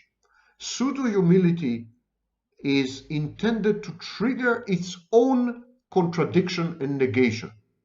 It is a way of eliciting narcissistic supply, however indirectly and manipulatively.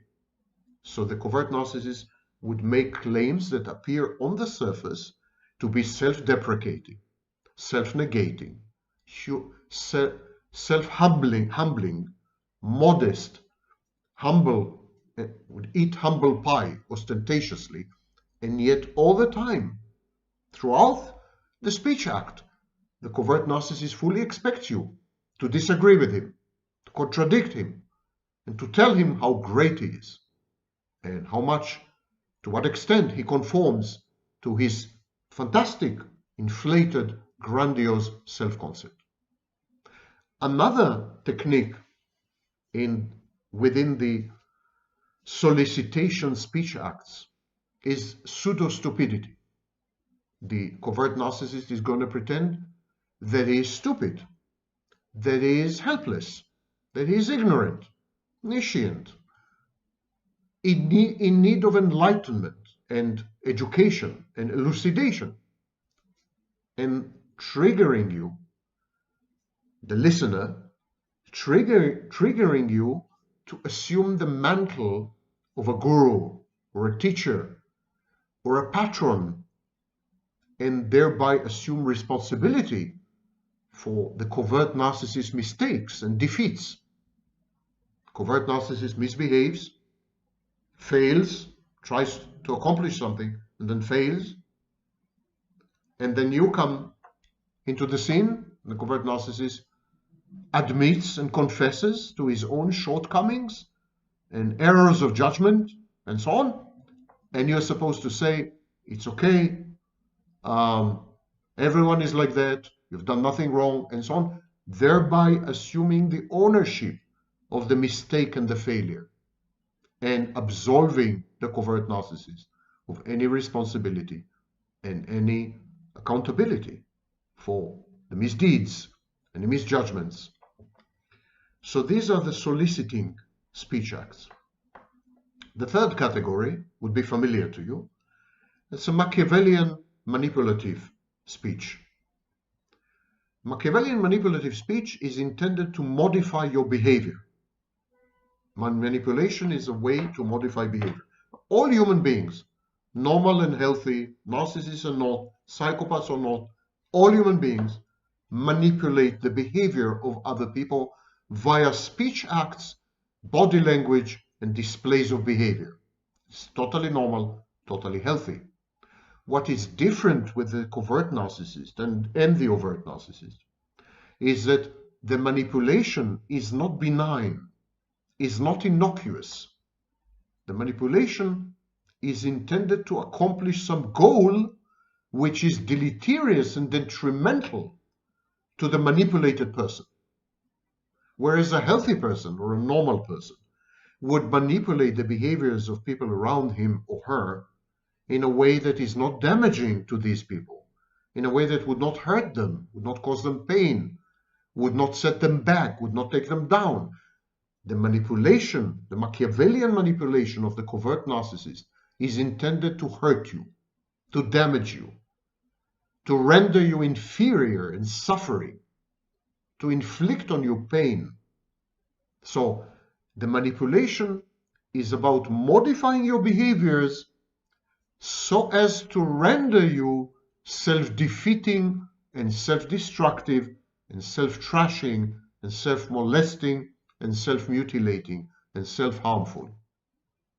So a covert narcissist, for example, may catastrophize, and by catastrophizing induce in you anxiety, which would then modify your behavior in a way which is counterproductive, self-undermining, and wrong.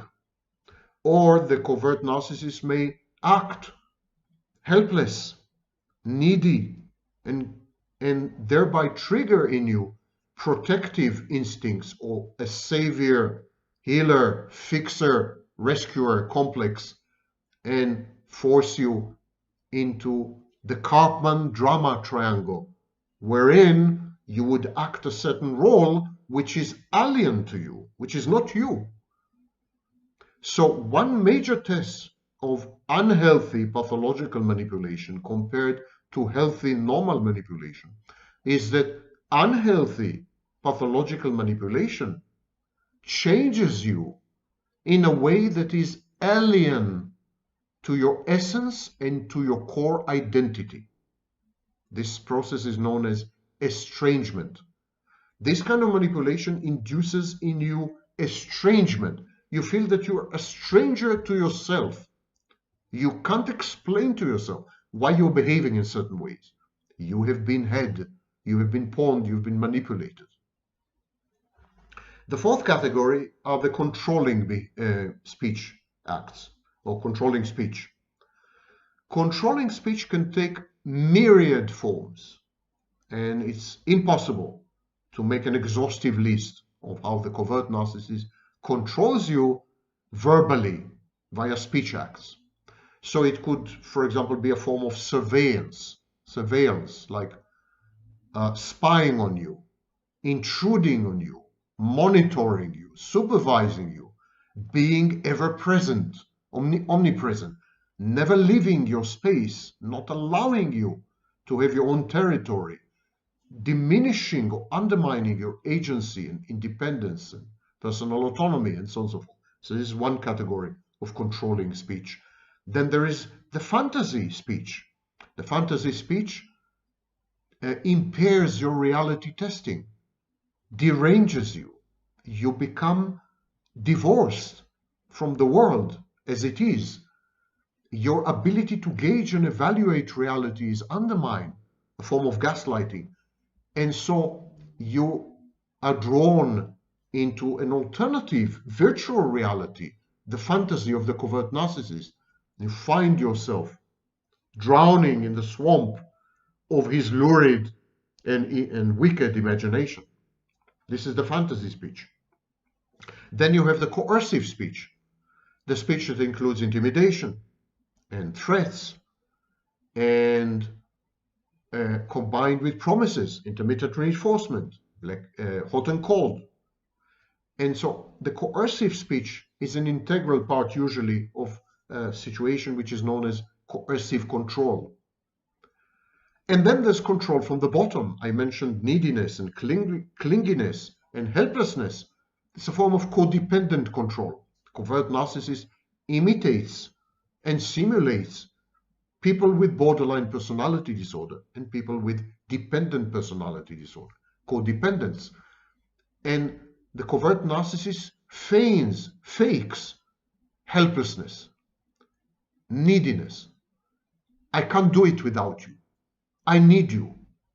If you're gone, if you leave me, I will die.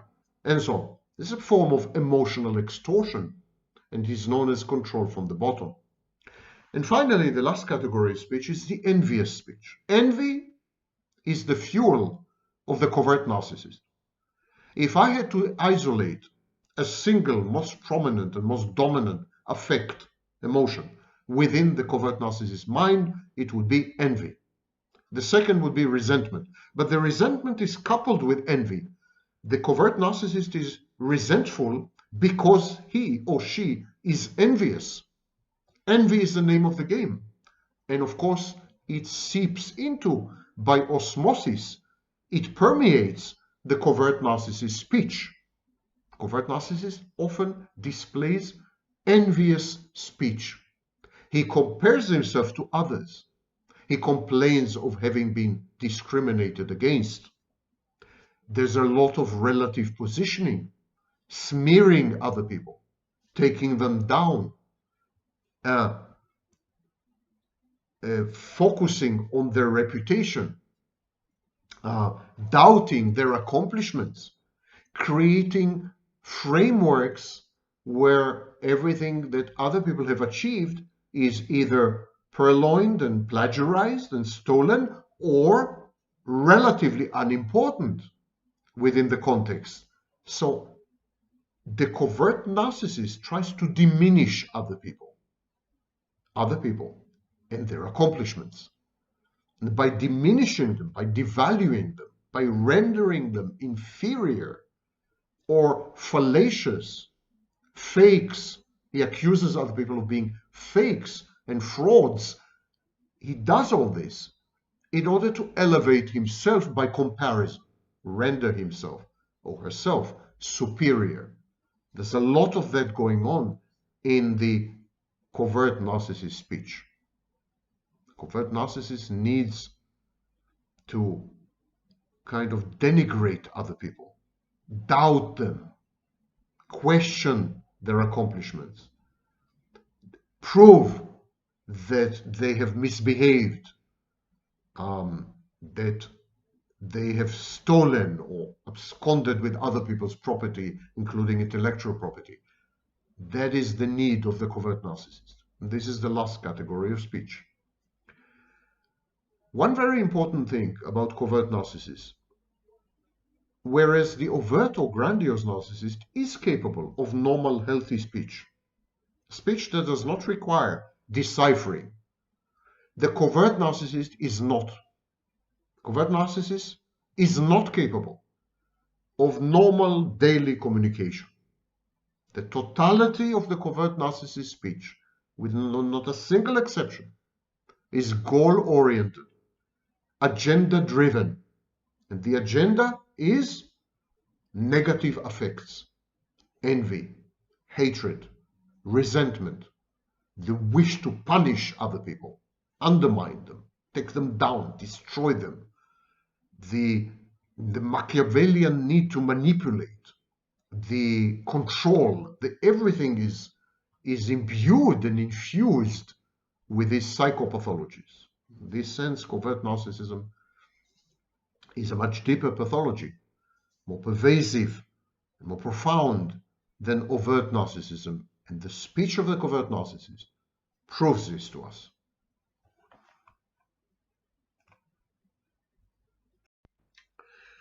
I'm often asked, what is the difference between covert narcissistic abuse and overt narcissistic abuse, both in terms of impacts on victims and the process of healing and recovery?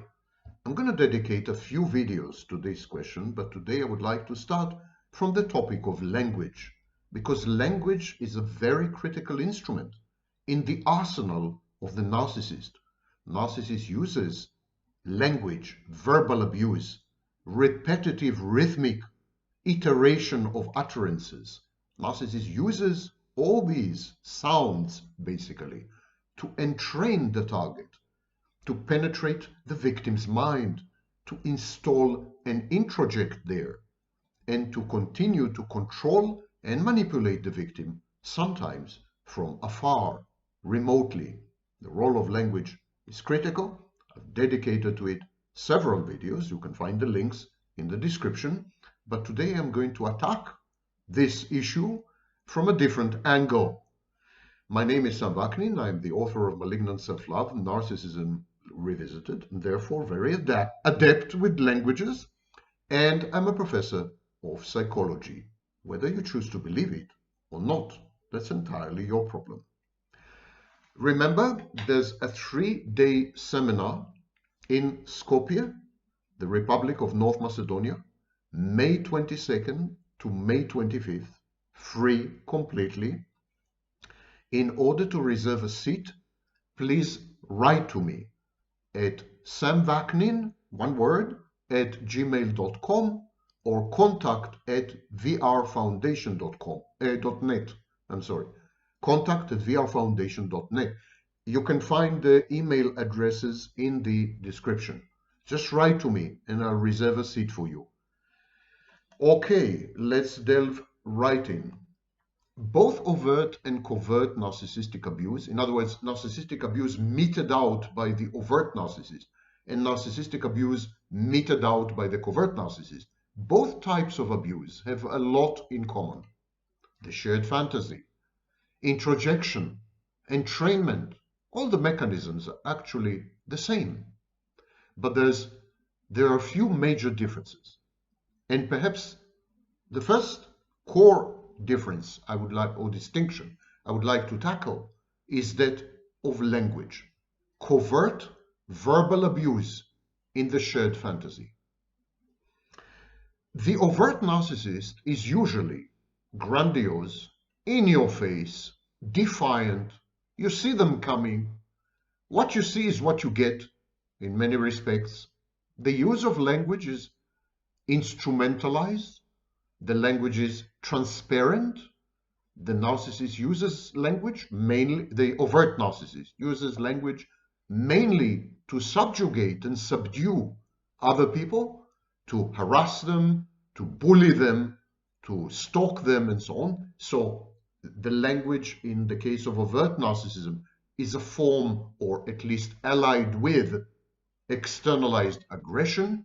But as I said, the language is transparent in the sense that you don't have to second guess, decode, decipher a lot of the communication, except of course in some cases which I've dwelt on in my videos.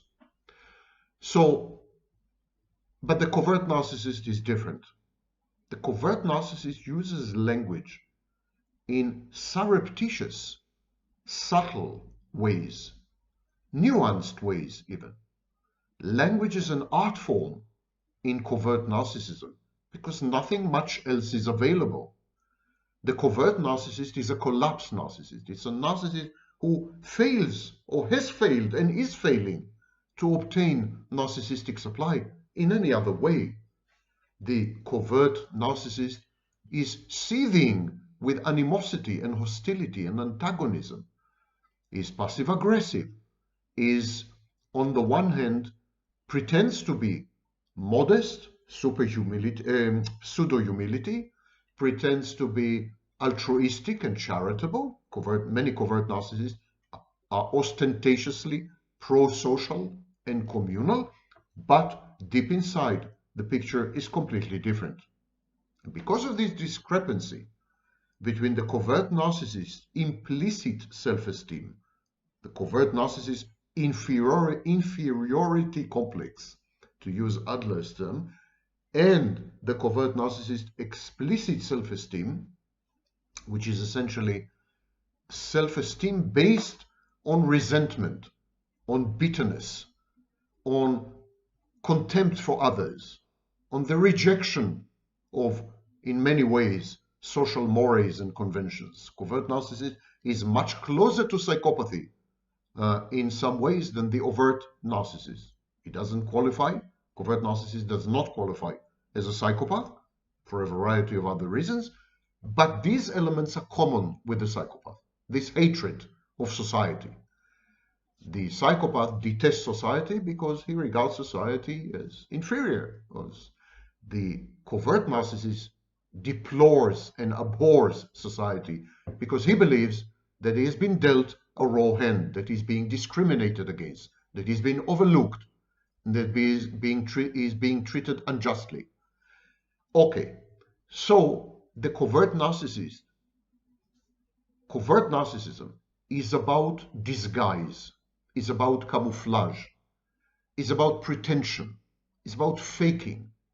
And of course, the language is responsive to these exigencies and constraints.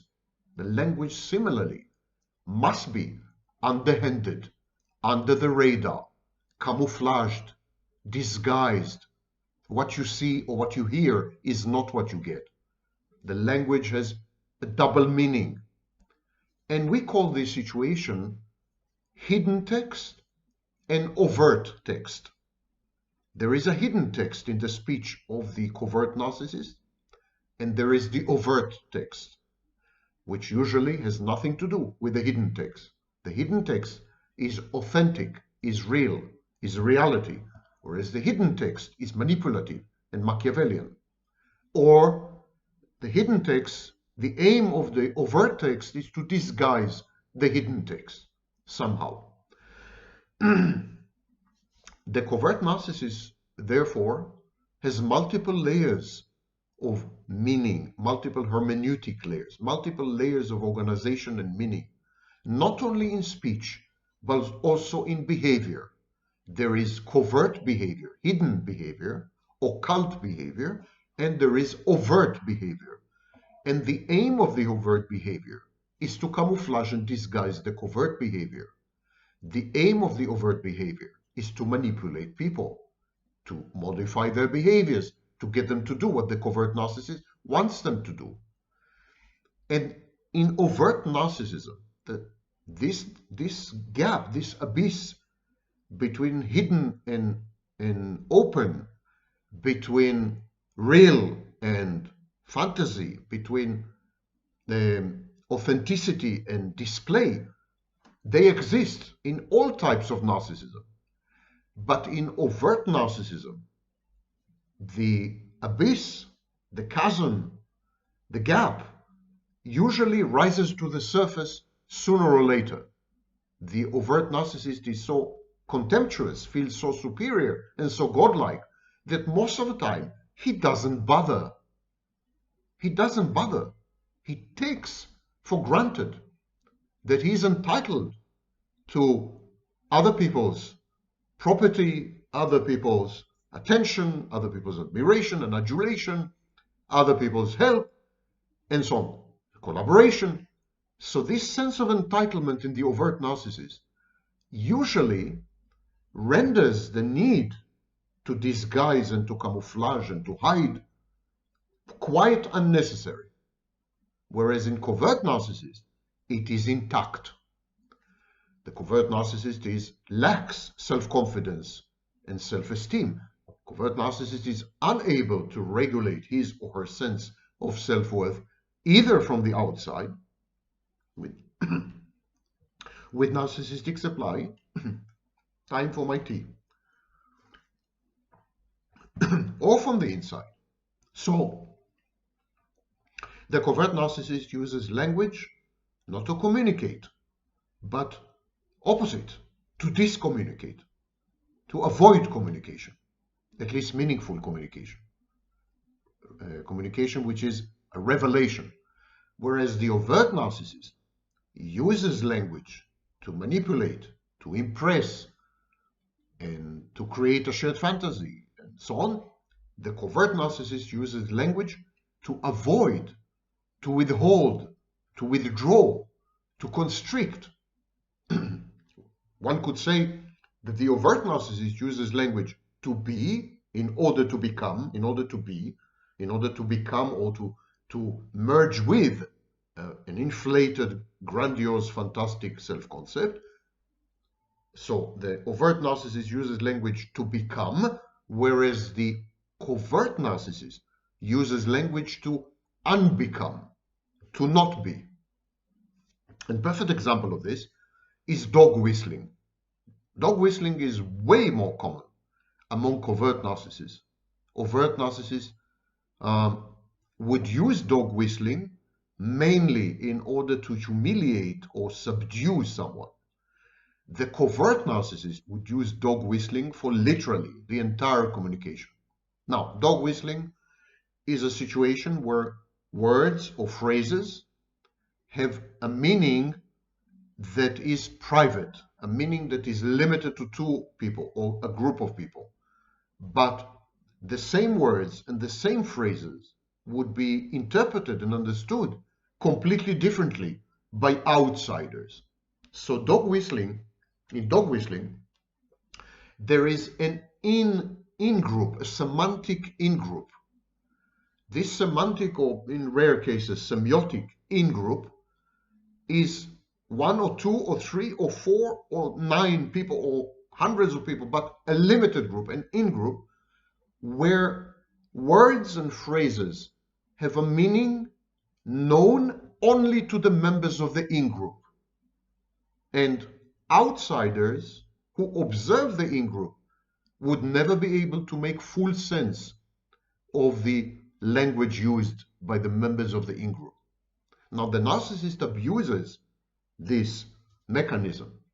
The overt narcissist uses dog whistling, as I said, to shame or guilt trip or humiliate his target or his victim or his intimate partner or his friends or his colleagues. So the overt narcissist would use words or phrases which induce in his targets what we call negative affects or negative affectivity. He would make them feel bad and ego-dystonic. Whereas the covert narcissist would use dog whistling almost exclusively as the only form of communication. The language of the covert narcissist is highly idiosyncratic, highly privatized. Wittgenstein would disagree with me. Ludwig Wittgenstein, the famous philosopher, he said that there's no such thing as private languages. I think this was perhaps the only case in his entire career that he said something that is manifestly stupid. Of course, there are private languages. The covert narcissist is one proof of that. Private languages, idiosyncratic languages, are pseudo-psychotic. People with psychotic disorders very often have their own type of disorganized speech, word salad. Word salad is a schizophrenic clinical feature. And so in covert narcissism, the language is organized, it conveys information, it is communicative, it is reactive and responsive, and in this sense, the covert narcissist is not psychotic. But the language has layers of meaning which are obscured, layers of meaning which are inaccessible to anyone except the members of the in-group, the covert narcissist in-group. Layers of meaning which are motivational, they cause action, they modify behaviors in other people. layers of meaning which are used to not only manipulate people, and not only to shame them or to guilt trip them the way the overt narcissist does, but actually to create an ambience, the equivalent of a linguistic shared fantasy, within which communication is cultish, cult-like. The covert narcissist use of verbal abuse, dog whistling, and so on and so forth, is highly instrumentalized, much more so than the overt narcissist, and much more idiosyncratic and private than the overt narcissist. In this sense, the language of the covert narcissist is the functional equivalent, operational equivalent of gaslighting in psychopaths. Now, you know that I keep teaching you that narcissists do not gaslight. They do not gaslight because they cannot tell the difference between reality and fantasy. Whereas gaslighting requires the ability to know what is real and what is fantastic, and then to lie. This is not the case with narcissists. But the practical implications of the narcissist's behavior and language, choice of language or use of language, these implications are such that actually the victim or the target is being gaslit, experiences gaslighting. In other words, the victim develops impaired reality testing. Victim begins to doubt her ability to gauge, appraise, and evaluate reality. She begins to doubt herself. She asks herself, am I going crazy? Do I see things correctly? And so on and so forth. And this renders her dependent on the narcissist. Okay, the covert narcissist gaslights even when he or she does not gaslight. Whereas the overt narcissist imposes on the victim or the target a shared fantasy, which is the functional equivalent of gaslighting. The covert narcissist uses language to construct a total reality that is essentially in its entirety, in its totality, in its completeness and wholeness, gaslighting. So, with the overt narcissist, gaslighting-like behavior is actually instrumental and has to do with the shared fantasy. With the covert narcissist, the gaslighting is built into the fabric of the covert narcissist experience, life, and interpersonal shared relationships. That's a massive difference. It's a very important difference. Again, let me emphasize, narcissists, covert or overt, do not gaslight. They cannot tell the difference between reality and fantasy. And they don't use gaslighting as a manipulative Machiavellian tactic, the way a psychopath does. But the outcome, sharing a life with a narcissist, interacting with the narcissist, the victim or the prey or the target are being gaslit, experience gaslighting. Even though the narcissist had no intention to gaslight, he ends up gaslighting. And whereas the overt narcissist gaslights occasionally, instrumentally, functionally, and in relation with the shared fantasy, the covert narcissist's entire being, entire existence, is one big gaslight experiment, one big gaslighting experience. And the victims who are exposed to overt narcissism react differently than the victims who are exposed to covert narcissism. In overt narcissism, the overt narcissistic abuse has ramifications and consequences on the victim, which are harrowing and terrible. But the victim, sorry, but the victim loses herself much less with the overt narcissist than with the covert narcissist.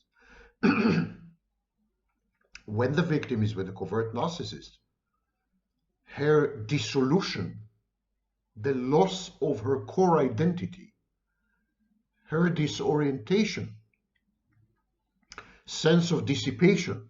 One could even say dissociative reactions like amnesia, derealization, depersonalization are much higher, much more dominant and prevalent than in an exposure to an overt narcissist. With an overt narcissist, the impacts, again, are very, very pervasive and very problematic and troublesome.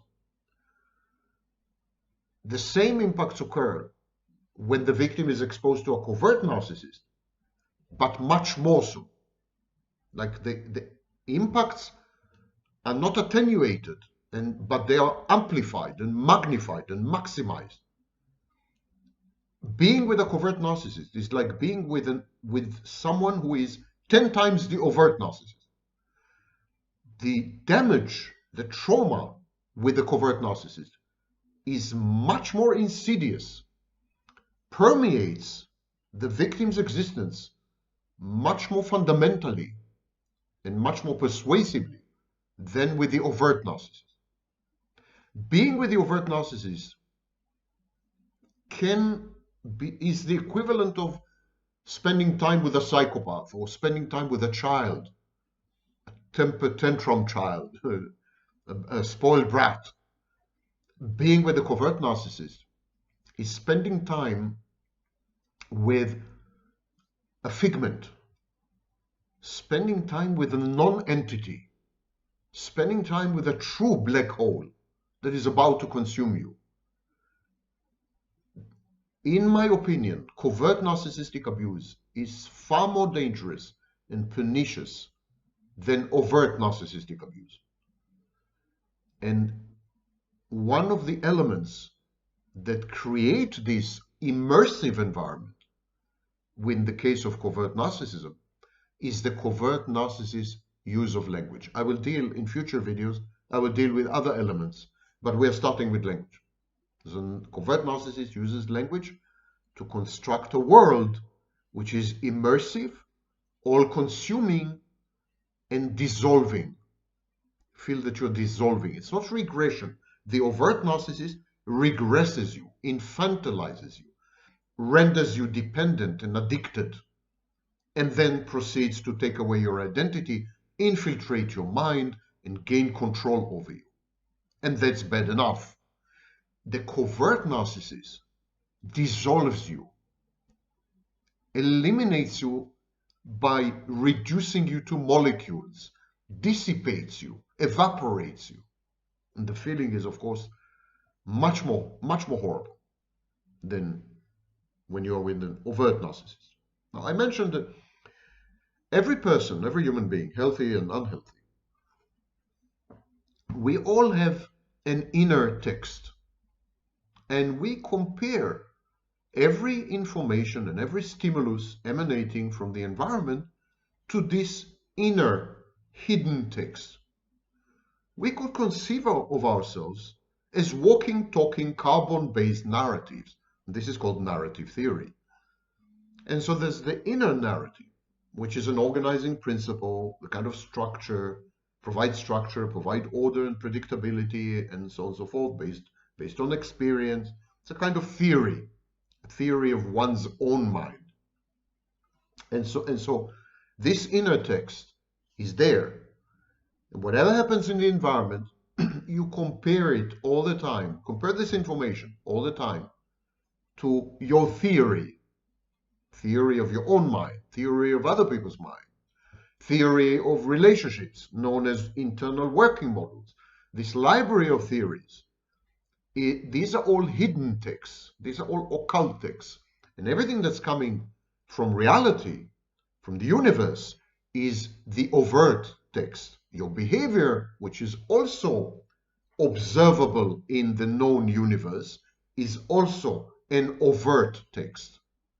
When there is no discrepancy between your internal hidden text and the overt text, you're a healthy, mentally healthy person. When there is a discrepancy, it's an indication of a problem with mental health, or maybe even mental illness. And so we determine what is missing, and we determine what has been purposefully omitted by using this mechanism by using this comparative mechanism, by constantly comparing. What the overt narcissist does to you, the overt, not the covert, what the overt narcissist does to you, he falsifies the overt text. He falsifies the environment. The input, the stimuli, the information you're getting from the environment is wrong, is fake, like fake news, like misinformation.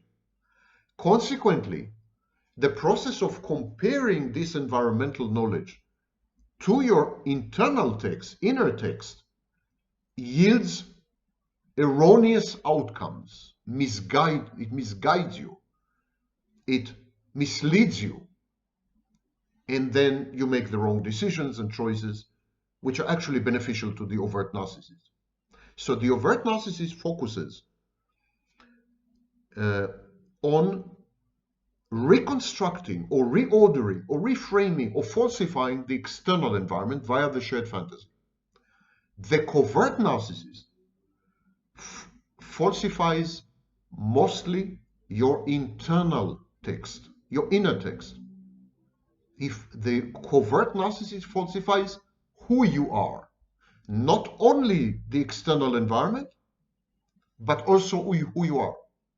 So whereas the overt narcissist, the classic, grandiose, phallic, overt narcissist, the in-your-face, defiant, pseudo-psychopathic, antisocial, overt narcissist, grandiose type, obnoxious, unbearable, arrogant, this kind of narcissist would impose on you a shared fantasy which is cult-like, cultish, and which has very little to do with reality. It's counterfactual, is not grounded, is unrealistic, thereby falsifying the input from the environment and causing you disorientation, which allows then the narcissist to take over, control you, and manipulate you. But the overt narcissist rarely reaches into your mind and touches it. He installs an introject. The introject speaks to you. But the overt narcissist is a surface, is on the surface, is very shallow and supercilious and superficial. That's a good definition of overt grandiose narcissism. So he is more interested in using the environment to manipulate you, whereas the covert narcissist is deep running water. It's much more dangerous. So the covert narcissist falsifies, reframes, changes, transforms both the external environment via the shared fantasy and your internal environment. The covert narcissist falsifies both the hidden text and the overt text, whereas the overt narcissist falsifies only the overt text, but not the hidden text. The damage in the case of covert narcissism is much, much more extensive. In overt narcissistic abuse, the overt text, the falsified overt text, and the hidden text seem to conform. This is the power of the overt narcissist. The overt narcissist convinces you that the shared fantasy that he has created for both of you actually is responsive to who you are, to your needs, reflects you, incorporates you seamlessly, is good for you. You should be a part of it. It's something you've dreamt of your entire life. So the overt narcissist creates a semblance of resonance and conformity between your internal text, your inner text, your hidden text, and the overt environmental external text. Convinces you that the shared fantasy is offering you is actually your idea, your shared fantasy, your dream, your wish. And so you adopt it. You adopt it and you're egosyntonic about it. You feel good about it. So in this case, there's not much need for trying to decode or decipher or deconstruct the overt narcissist, hidden text, and overt text. In the case of exposure to an overt narcissist, there's not much need for deconstruction of the messages emanating from the overt narcissist. I call it thin deconstruction. You need thin deconstruction. The narcissist speaks to you, and of course his speech is convoluted, symbol-laden, and has hidden strata and meanings. It's all true. And it is true that you do need to dedicate some time and attention to what an overt, grandiose narcissist is telling you. And you need to decipher it and decode it and analyze it and think about it and deconstruct it. This is all true. But much less so than with a covert narcissist. So in the case of the overt narcissist, you would need thin deconstruction, whereas in covert narcissistic abuse, the overt text, the environment, the shared fantasy, has little to do with the covert text, with the hidden text, with you. It has little to do with you, in effect. And the reason you feel otherwise is because the covert narcissist has falsified you as well. The overt, grandiose narcissist creates a shared fantasy, but does not falsify you, so you fit into the shared fantasy. He makes the shared fantasy in your shape, whereas the covert narcissist reaches into your mind, arranges the furniture, renders you unrecognizable to yourself. You feel estranged, alien to yourself, and that's why you feel comfortable with the environment that is engendered by the covert narcissist, with the shared fantasy of the covert narcissist, because you are no longer you. The covert narcissist shared fantasy does not reflect you. It reflects the covert narcissist. The overt narcissist shared fantasy reflects the overt narcissist, but also you. It takes into account who you are. It caters to your needs and wishes and dreams. It misleads you. It's a cult. It's fallacious. It's likely to end in heartbreak. But initially, in the love bombing phase, idealization phase of the overt, not covert, overt narcissist, the narcissist pays attention to you. It tailors and customizes everything to make you feel at home, cozy, comfortable, fitting. That's not what the covert narcissist does. The covert narcissist gets rid of you. First and foremost, he gets rid of you. He gets rid of you by poisoning you, by entraining you, by brainwashing you, by dissipating you, by dissolving you, as if the covert narcissist was some kind of an acid bath. You dissolve in it. Nothing is left, not even your bones. Having gotten rid of you, the covert narcissist then creates a shared fantasy, which is 1000% about himself and 0% about you, because you don't exist anymore. And he gives you then a false identity, a fake faux identity, and tells you, this is the new you. This has always been you, he insists. You just did not realize it. You were not self-aware. Now there's an awakening. You're woke.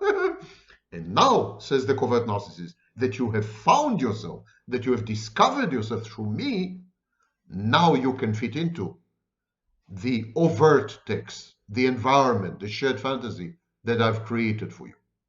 So, the overt narcissist, the grandiose, classic, phallic, overt narcissist, tailors the shared fantasy, the overt text, to conform to your hidden text, to your internal text.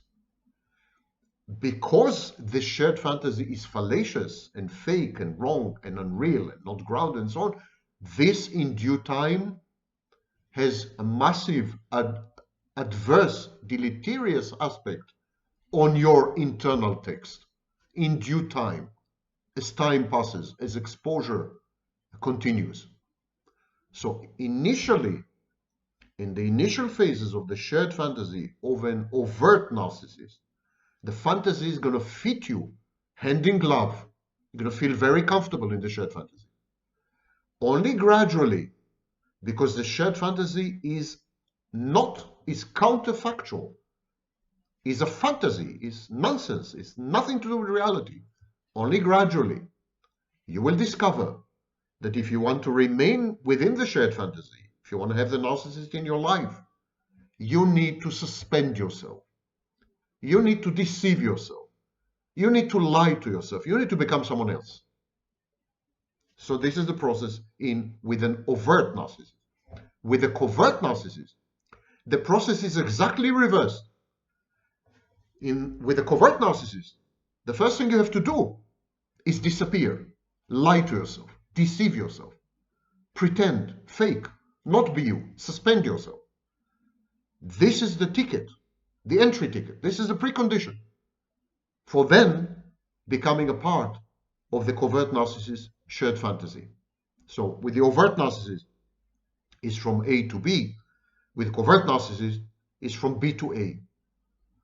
The overt narcissist, the Faustian deal of the overt narcissist is, I'm going to give you a shared fantasy which would make you feel in heaven, would make you feel wonderful, would make you feel that you are being mothered, that you are a perfect being, that you are, and I'm going to give you this fantasy. But gradually you will disappear. Gradually you will become not you. Whereas the covert narcissist message is, you need to become not you. You need to disappear if you wish to enter my shared fantasy. And so, in the case of covert narcissism, there's a dire need for deconstruction of language, a dire need for unearthing and mining the meaning behind the sentences and utterances and statements of the covert narcissist. And this requires a lot of heavy work, and I call it thick deconstruction. In the case of covert narcissism, from the very get-go, there is disorientation. Disorientation is defined this way in the dictionary of the American Psychological Association: an impaired ability to identify oneself or to locate oneself in relation to time, place, or other aspects of one's surroundings. Long-term disorientation can be characteristic of neurological and psychological disorders. Temporary disorientation can be caused by alcohol or drugs, or can occur in situations of acute stress, such as fires or earthquakes. Disorientation, of course, so this is the definition, and I'm adding, disorientation, of course, can be induced by exposure to environments which conflict somehow with one's reality testing. When one thinks one knows reality, when one believes in one's ability to gauge reality, and suddenly reality changes in ways which undermine or challenge our perception of reality, that's very disorienting. That's what the narcissist does. He creates totally fake, fantastic environments that challenge our perception of reality. And this creates confusion. Confusion, according to the dictionary, is a mental disturbance characterized by bewilderment, inability to think clearly or act decisively, and disorientation for time, place, and person. It's also called mental confusion. I propose that the mental disorientation of victims of narcissistic abuse, especially covert narcissistic abuse, extends not only to one's core identity, who am I? There's disorientation, there's confusion about one's identity, who am I? But I think it extends to everything. You see, our memory is like a topographical map. Our memory is spatial. It's like space, where you have all kinds of objects which serve as benchmarks and milestones. And so when we try to imagine or reimagine our memories, we use spatial, space-related metaphors. And so when the narcissist induces in the victim disorientation, the disorientation is also topographical.